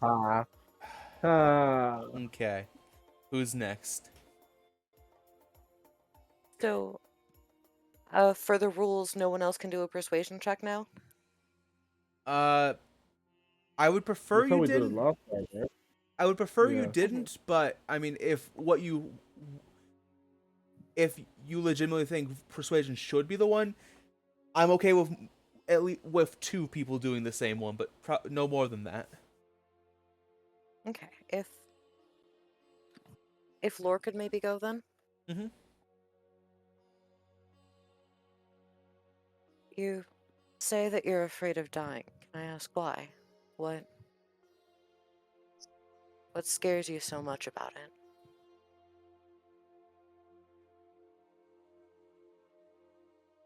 He's quiet for a moment. His eyes kind of glance away from Valdis as if your speech made him ashamed more than it did motivate him.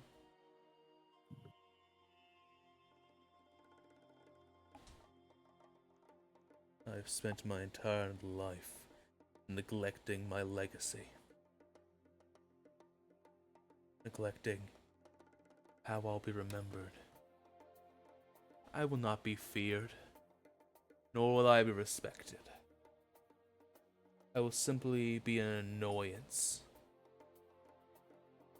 that flitters through one's mind for less than a second before being ultimately forgotten.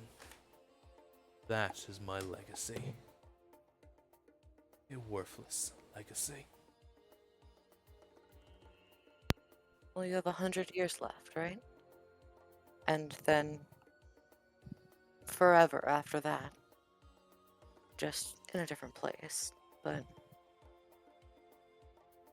maybe while you have your time left here, you should try and change that. Most species don't live past 100 anyways. That's still a lot of time in memory to leave a good legacy. And my mother, and once your time does come, she's very kind. Maybe I could talk with her and try and, if you would like, I could ask her if you would ask her to let you help her. That way, you can not only be remembered in this world for what you do during the days you have left, but in the afterlife, you'll be able to help everyone who has ever lived and will ever live. I don't think your legacy could get much greater than that.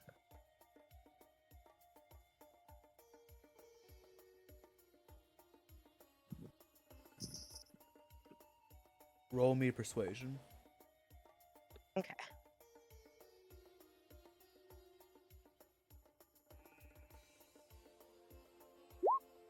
24? Yep. It's very brief, but you see a twinkle in his eye. Also, to answer your question from earlier, Validus, there is no spirals in his eyes. Okay. He's just regular depressed. Okay, let me just gather a few just things for place markers. And then this one. So we have one failure, one success. I don't Okay. even know what to do.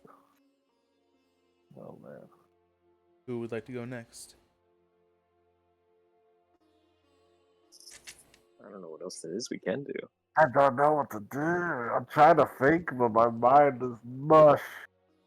Let me see, what skills do I even have? You can. It can't. I'm willing to hear silly. All right. How are we looking on animal handling? Okay. I'm gonna go like. Have you ever seen a human do a backflip? Right. I'm gonna try to make him laugh if I can. What kind of Okay. acrobat? Are you gonna? I'm in full armor, so this is not gonna go well. But I'm gonna like in the sand as well. I'm gonna like walk a couple steps forward, kind of look behind me in a crouch position, and be like, "Hope this goes well," and try to backflip. All right. Roll me either performance or acrobatics of your choice. I'm gonna go with the lower one, so performance. Let's go. I got Chad? a 12. Hell yeah. Middling. That is another failure, I'm afraid, as you. Oh, I'm Failure. supposed to pass it. That's right. I Yeah, didn't you're think supposed about to that. win. I thought You're I was supposed gonna. to win. I thought the failure would actually work because it would make him laugh, but I was thinking Oh, like this a is fucking a idiot. skill challenge. You're supposed. Can I try? Oh, damn it! I You just made My him like brain. he's Yeah, just I thought. unimpressed. Yeah, I thought. Oh, never mind. I thought the failure was gonna work in my advantage. Just But you're right. just it's a skill check. confused. Yeah. All right, that's another So what's failure, I'm the second afraid. look like after that? Yeah. Let me see what athletics would have given me. Nothing better. Wouldn't have done I guess. anything. So would have failed. Oh yeah. Middling. That unfortunately, that actually would have been a success. Middling. Oh fuck. Oh well, I tried. I don't know what to do. I don't know what to do. All right, chat. Should I give him a mulligan because he didn't understand?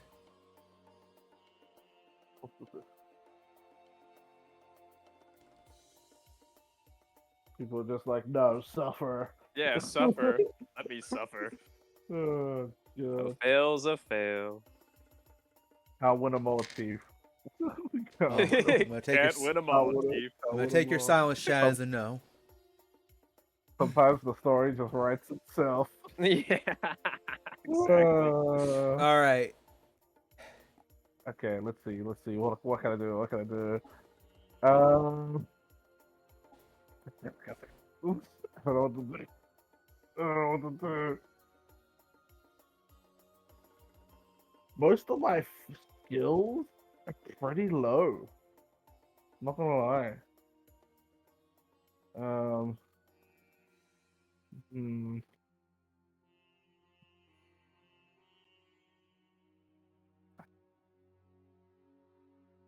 What even can I do?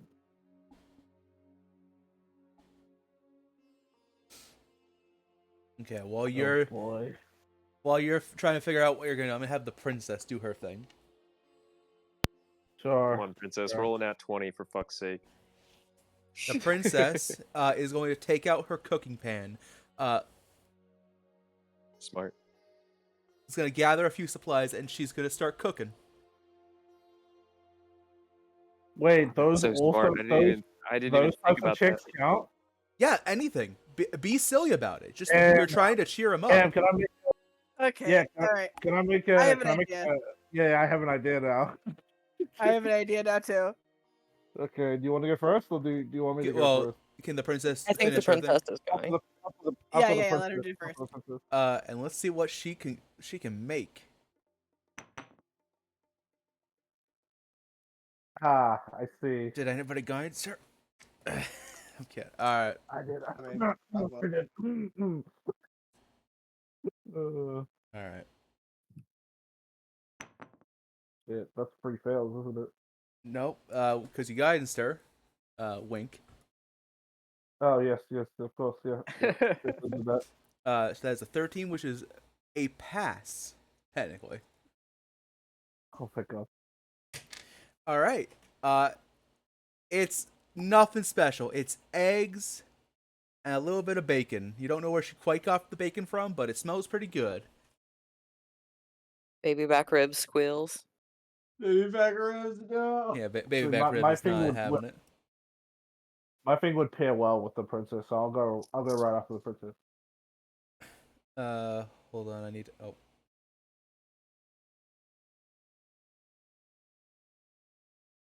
we'll stop the music for a little bit.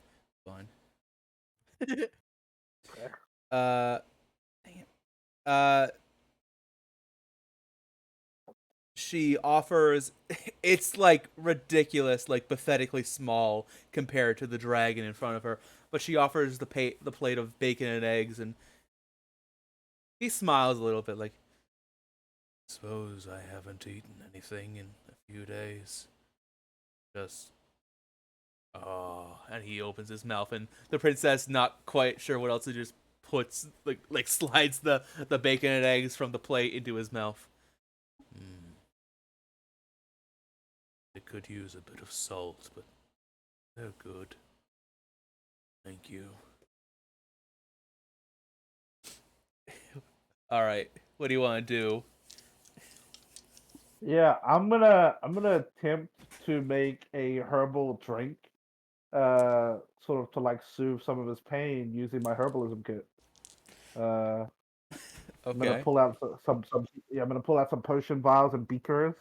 I'm gonna turn on like a little fire furnace switch, and it's gonna boil up some herbs and different flower extremities.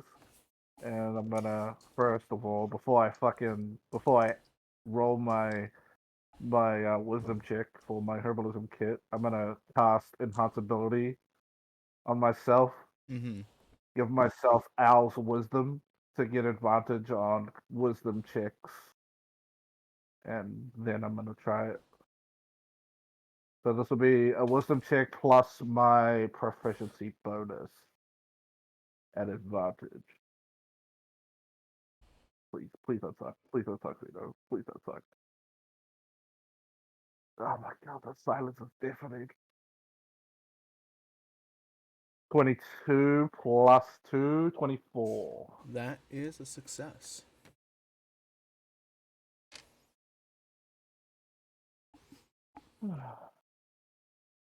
All right, you make a very nice, it's a very soothing tonic. It helps relieve pain and stress quite well. Yeah, it's sort of kind of similar. I mean, if you if you've taken types of medicines before, it kind of looks like like a medicine type drug type thing, just to help ease pain, sort of like a painkiller. Uh, Is it medicine flavor or cherry flavor? it is cherry flavored. Good, good, good. It The worst is flavor. because Xeno has fruits. Xeno has fruits on him, dry fruits. He adds it and crushes it. He Yeah, he sighs. You can tell he feels bad that you're doing all this for him, and then he starts coughing. It's like, that is the worst thing I've ever tasted. yes, but it will make you feel better. I hope so. Lastly, Everly. Come on, Okay. you got this. I believe in you. Come on, 3 successes, For 2 fails. Don't fail. I'm trying to think on how it can be like executed in a way. But what I was gonna have her do is she would approach him and just be like, well, I know most dragons, they usually have a horde. Sometimes they leave by as possibly legacies and everything. And if you maybe in your last 100 years, you could maybe start collecting things, and if maybe, and I would, I'm still, I don't know how it could be executed, but she would want to make like probably like using the sand or something uh to make him uh like the sand in her magic to make him like a glass gemstone or flower if it's possible. Hmm. Like something shiny he could like keep in his hoard to start it off with. Like that's like where my idea is going. Okay, roll me a performance or arcana check of your choice. Okay.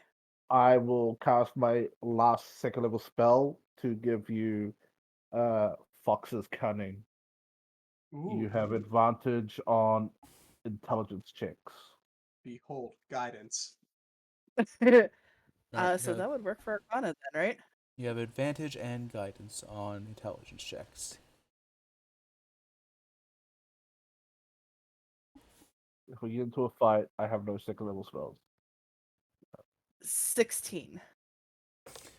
I'm With going to count the advantage? princess as a failure, but with that, half of you have succeeded, which overall is a success. Why was it so stressful? This is stressful. As you all go about doing all these little kind gestures, trying to give him pep talks and assure him that he still has a life left to live, that life after death isn't something to be scared of. He sees you cook, he sees you make medicine, he sees Arthas almost break his neck trying to do a backflip. I giggle a bit as I get up. Well, ta-da! Ta-da, ow. And Well, a bit it's it's a bit wonky. It starts really graceful and then gets a little weird at the end. Like to anybody who's seen the what's it called, Elementals, that Disney movie. Yes. It looks a Oh, that's lot like funny. using Firebolt, I presume.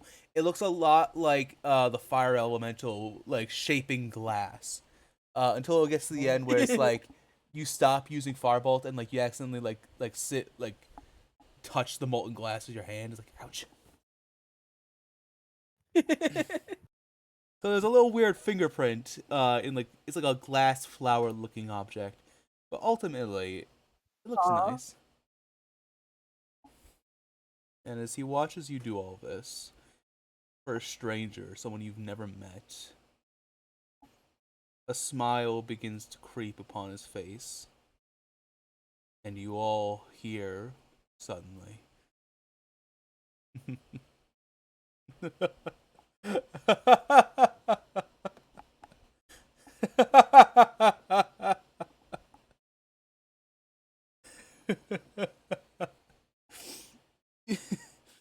And oh, he's laughing. You're all the most ridiculous people I've ever met on this strange, strange world. You, I am a monster, a ghastly beast with no redeeming qualities, and yet, within 30 seconds of meeting me, just because you know I'm going to die, you do all this.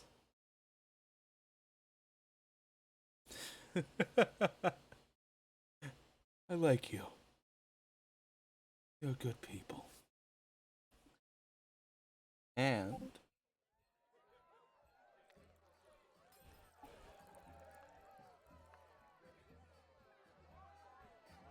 We just show up in town. as the dragon laughs, and you all laugh, the mood is immediately lifted. You begin to chat.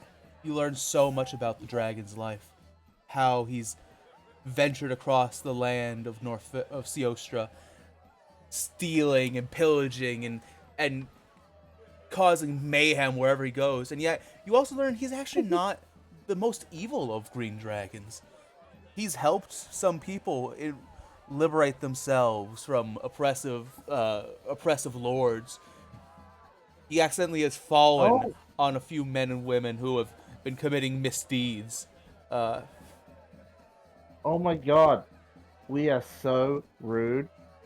Sorry, what's your name? Samael. I am Right. merely the green, as I have Samael, no name for myself. you're so cool. You're so Uh, cool. and as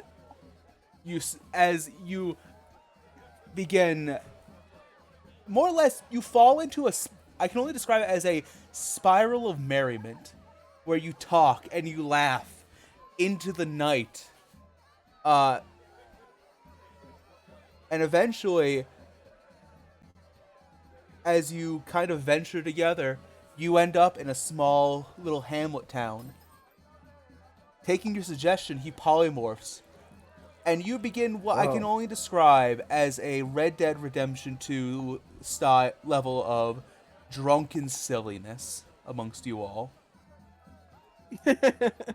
even though man didn't take any damage from falling and almost cracking his neck, I would have cast Cure Wounds on him. You, Cast Cure Wounds on the man. the party, and Sick. Samael spend the night drinking, laughing, dancing, spending more gold than they probably should have. They probably should for one evening. Uh, as you get further and further down this spiral of merriment. Um, I need everybody to roll me a charisma check as you spend the night partying. The first time Validus drinks in the campaign. Damn. Well, you don't have to drink if you don't want to, but it's He's not Yeah. drinking. He's partying though. With the fucking dragon. He loves dragons. even if you're Just not a charisma if you're not save drinking, or a charisma check. just a charisma You can check. party without drinking. Yeah, you get drunk off of merriment, you know. Yeah, there we go. Charisma check. Wow. Beverly definitely chose to drink. Yeah, I got absolutely plastered. I'm known for drinking. So By the way, Oh. Zeno's only drunken juice, but he's been influenced by the revelry that he just looks like he's drunk. Oh, I also He's forgot like, to mention, Lorian, please roll with advantage for that charisma check. Oh, okay. Charisma check. 16 now. Mhm. Zeno got a I- 16. Yeah. So Laura's also been saving something for a while now in game. Okay. In their bag, they have a very expensive bottle of wine from the wine cellar at the castle. Oh, The golden wine bottle. Hmm. Oh my god, that was forever ago. Oh yeah, like second or third episode, fourth maybe. It was fourth, I think. Mm-hmm. Fourth, Yeah. fourth or fifth. Laura's going to give that to Samael for his hoard as well. To drink whenever Whoa. he wants to remember them. No, the alcohol. Yeah. How I have a question because Samael in his humanoid form is, I mean, he's a dragon, so of course in his humanoid form, he is buff. He's fucking lifting tables and laughing. He looks kind of like a less well kept Gaston. That's funny. Mhm.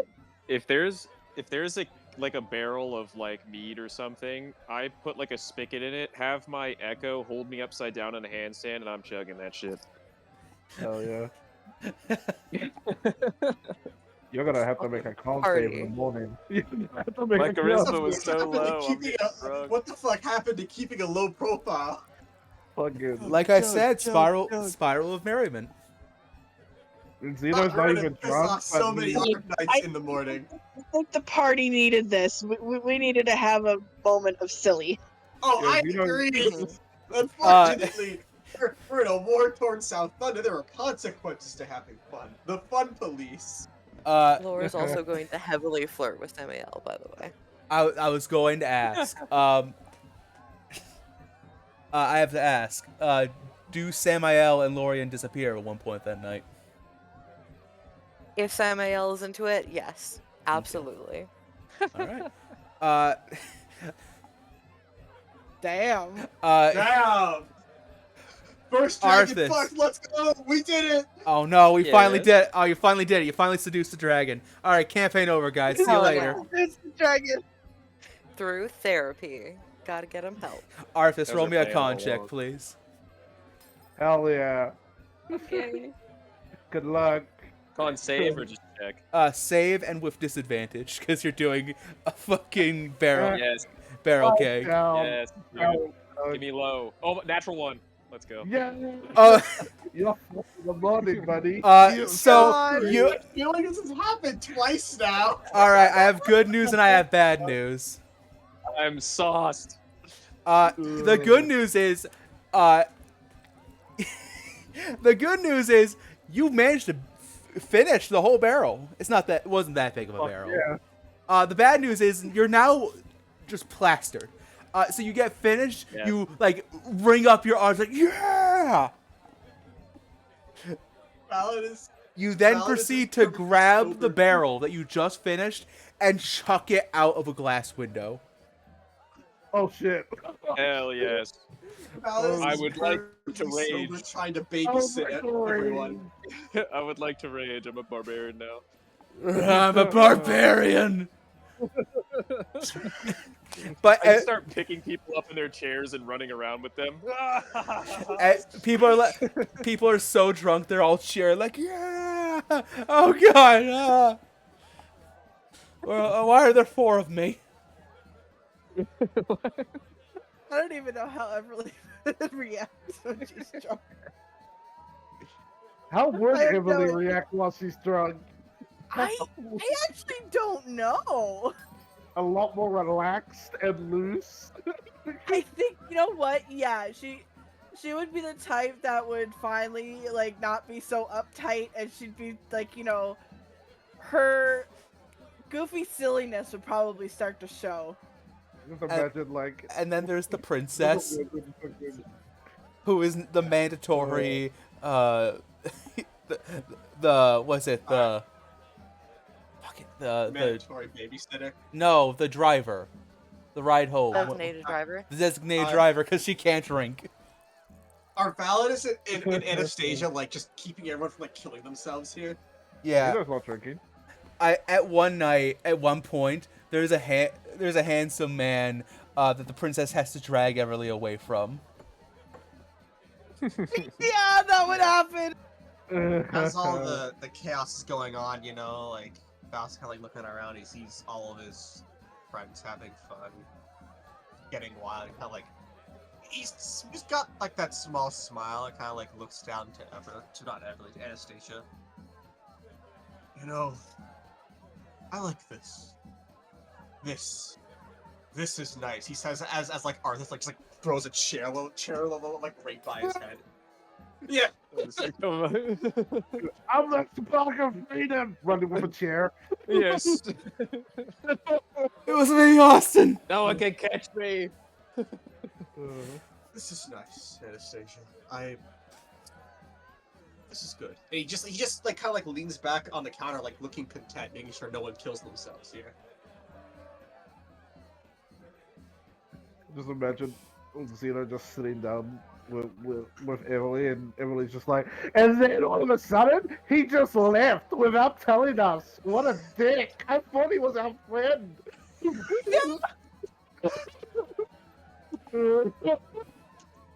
Oh god. Xena's like, that guy is such a jerk. Oh, fuck. The party continues from sundown to sun up. Even if you only drink a little, you somehow get intoxicated by the atmosphere. Everybody laughs, everybody drinks, everybody, even Validus smiles a little bit. He's having a great time. He's fucking smiling. There's not a hint that this man is traumatized and normally grumpy beyond belief. This man's smiling and jovial. Some might say jolly even. Wallace is sitting on a table drinking juice from a cup.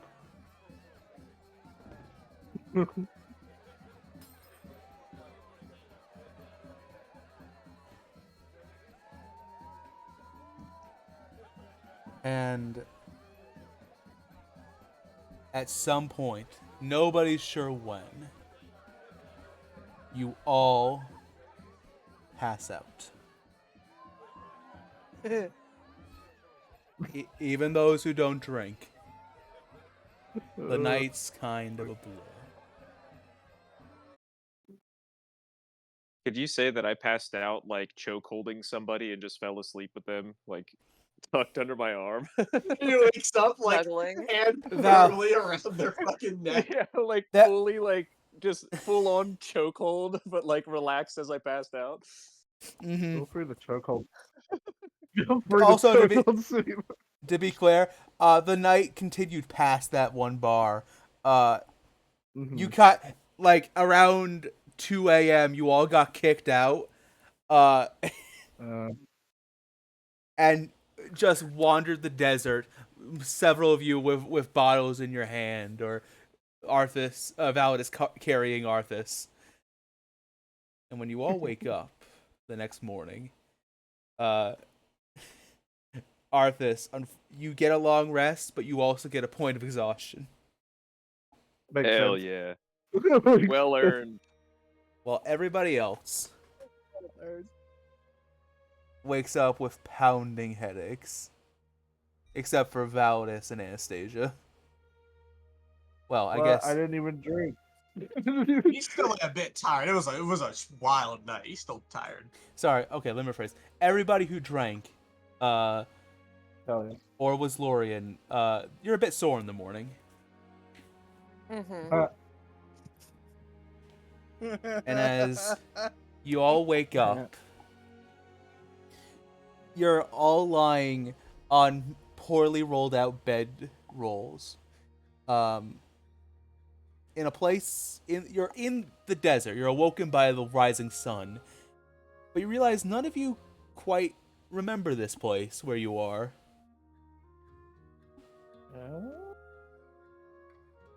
Wait, hold on. When did we get out here to the middle of nowhere? Last I remember, Arthas was trying to something with a table and a goat. I don't know. Lore just pulls their blanket over their head and curls up. I think I was trying to stick the horns of the goat into the table and balance it. I don't quite remember everything. Did I choke one of you guys out last night? It was a blur. It choked out that halfling guy. I don't know his name. I know he had a white beard though. He started. Sorry, I'm pretty halfling sure. guy. Me. Oh, he started it? Xeno That's sort of all just fine. rolls up. Xeno sort of just rolls. Everly's just sitting on the ground. She's got her head on her knees. It's just like, I don't want to do that ever again. Oh. Come here, I'll fix you up. I'll cure your hangovers. Come here. And he'll like, I've got 3 shots of my hands of healing to neutralize your hangovers. So Before you do who that, wants to? Validus, Uh-huh. roll me a perception or survival check of your choice. What am I better at? Yeah, they're the same. It's fuck it. We do survival since Valdis is a wild man. Oh, yeah. 9. Nice. It's alright. The DC wasn't that high. You kind of, as you're walking over to Everly, you kind of notice, huh, bit of grass down that hill. Wait. And you start looking around, and in the distance, you see it. The great capital city, Gambino. You are right on the edge of the city.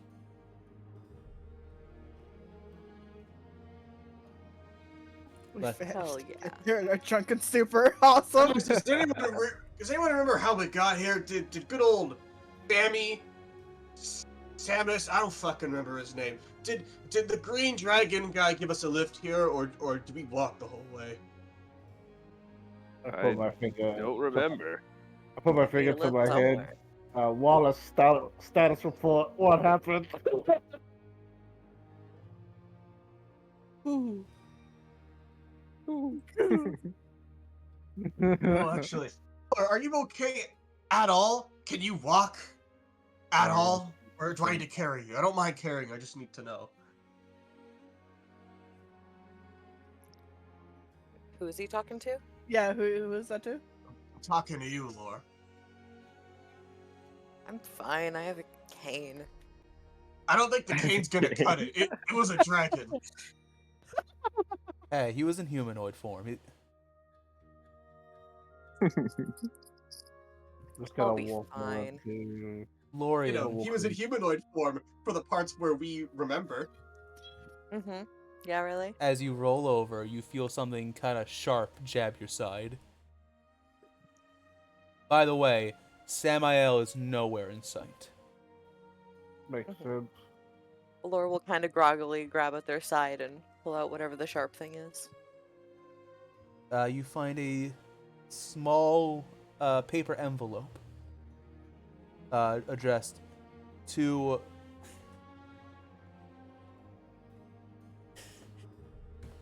what would you have called yourselves in your drunken stupor? The Griebers instead of the Grievers. To Grievers. no, I have one better. To the Greeners. They're the Greeners, Greeners, yeah. That's funny. That actually gets like Laura to fully sit up and start opening and reading it.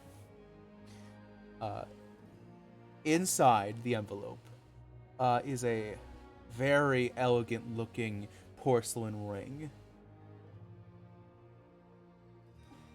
that just by holding in your hand you feel safer, Lorian. Mm-hmm. And it reads in rather heavy chicken scratch.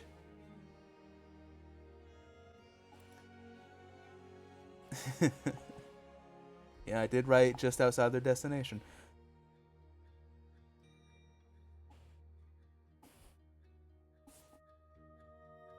To the Greeners. Thank you. Thank you for... I still haven't found a reason to live. But for the first time in a long time, I've had someone in my corner who believed that I might even be able to make something of myself at all. It means more to me than I think a large scaly bastard like myself could possibly express.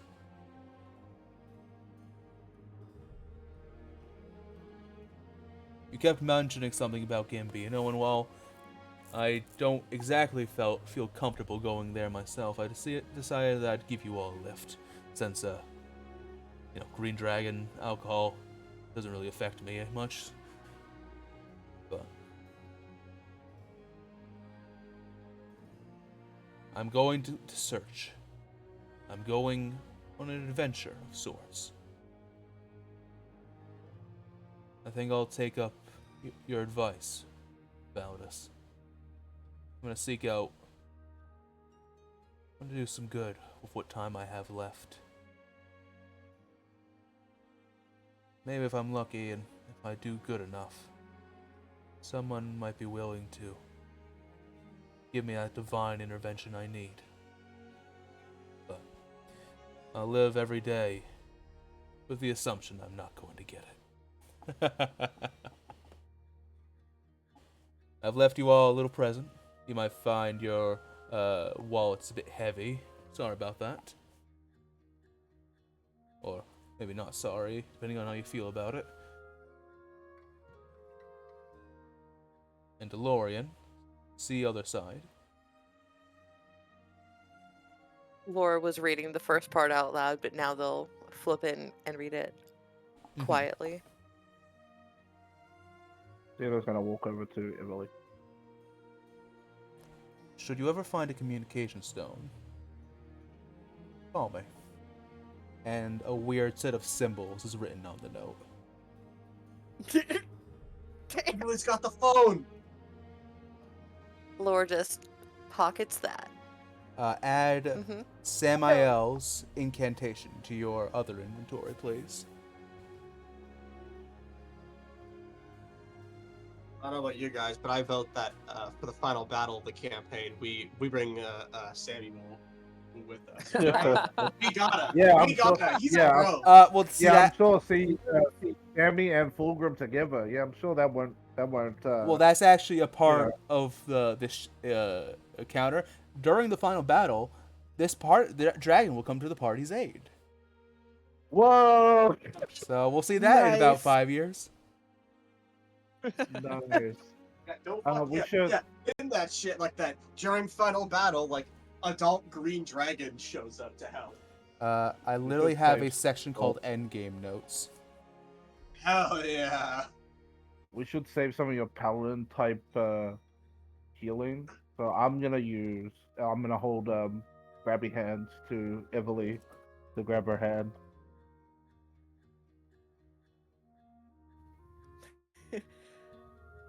Everly will give a faint smile and she'll let him take her hand. He'll whisper under his breath, Eraton, please cure the ailment to her mind. And you'll see some of the moss from his armor sort of like go up his fingertips, and then as soon as it touches you, I'm gonna cast Lesser Restoration and remove your drunken stupor completely. So you don't feel anything. After that night of drinking, you're fine. You're fine. And she lets out a very relieved breath, and she'll look at Zeno. Thank you. You're welcome. And he'll just shuffle back over to the group. Back over to Lorian, the leader. Zeno thinks. The leader. Additionally, before that, Lorian, go ahead and add a ring of protection to your inventory. Ooh, Oh yeah, Laura. snap. The second that they got the ring, they were putting it on. Snap. You will have to attune to it by the time you're in Gambino, it should be attuned, if you want to use it. All right. Does anyone want a ring of warmth? In the desert, that feels like a fucking joke. I'll take it. Not during the night.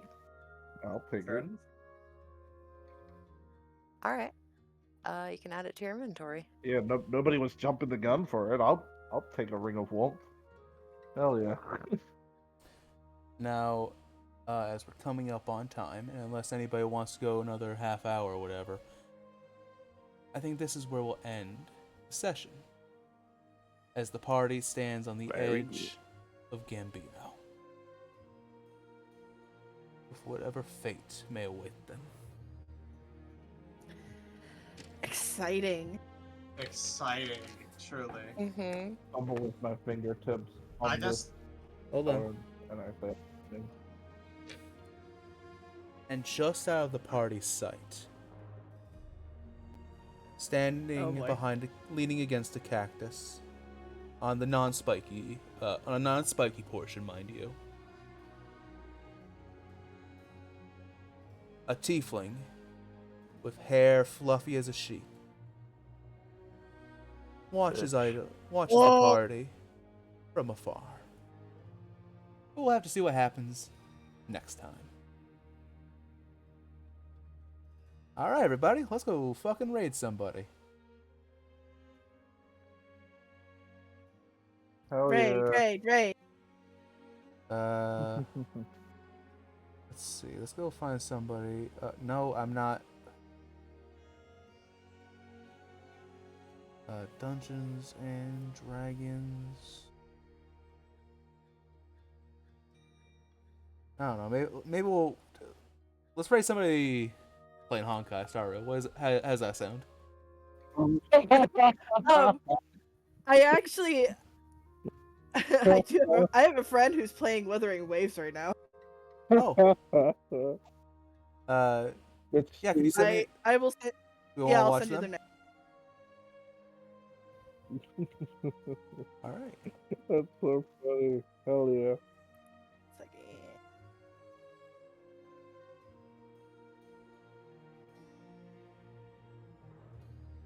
Good time. Make sure I got this right.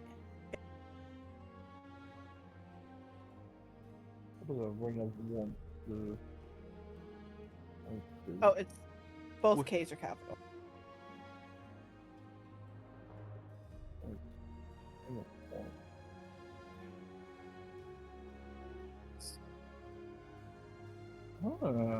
Interesting.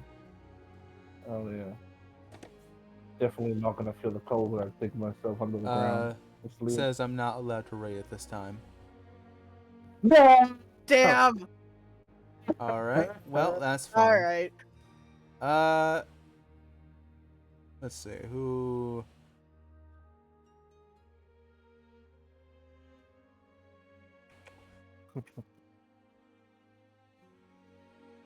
Might be because they're AFK. It says so. Maybe. Oh, this was a good session today. I reckon. Wait, we still live, right? We still live.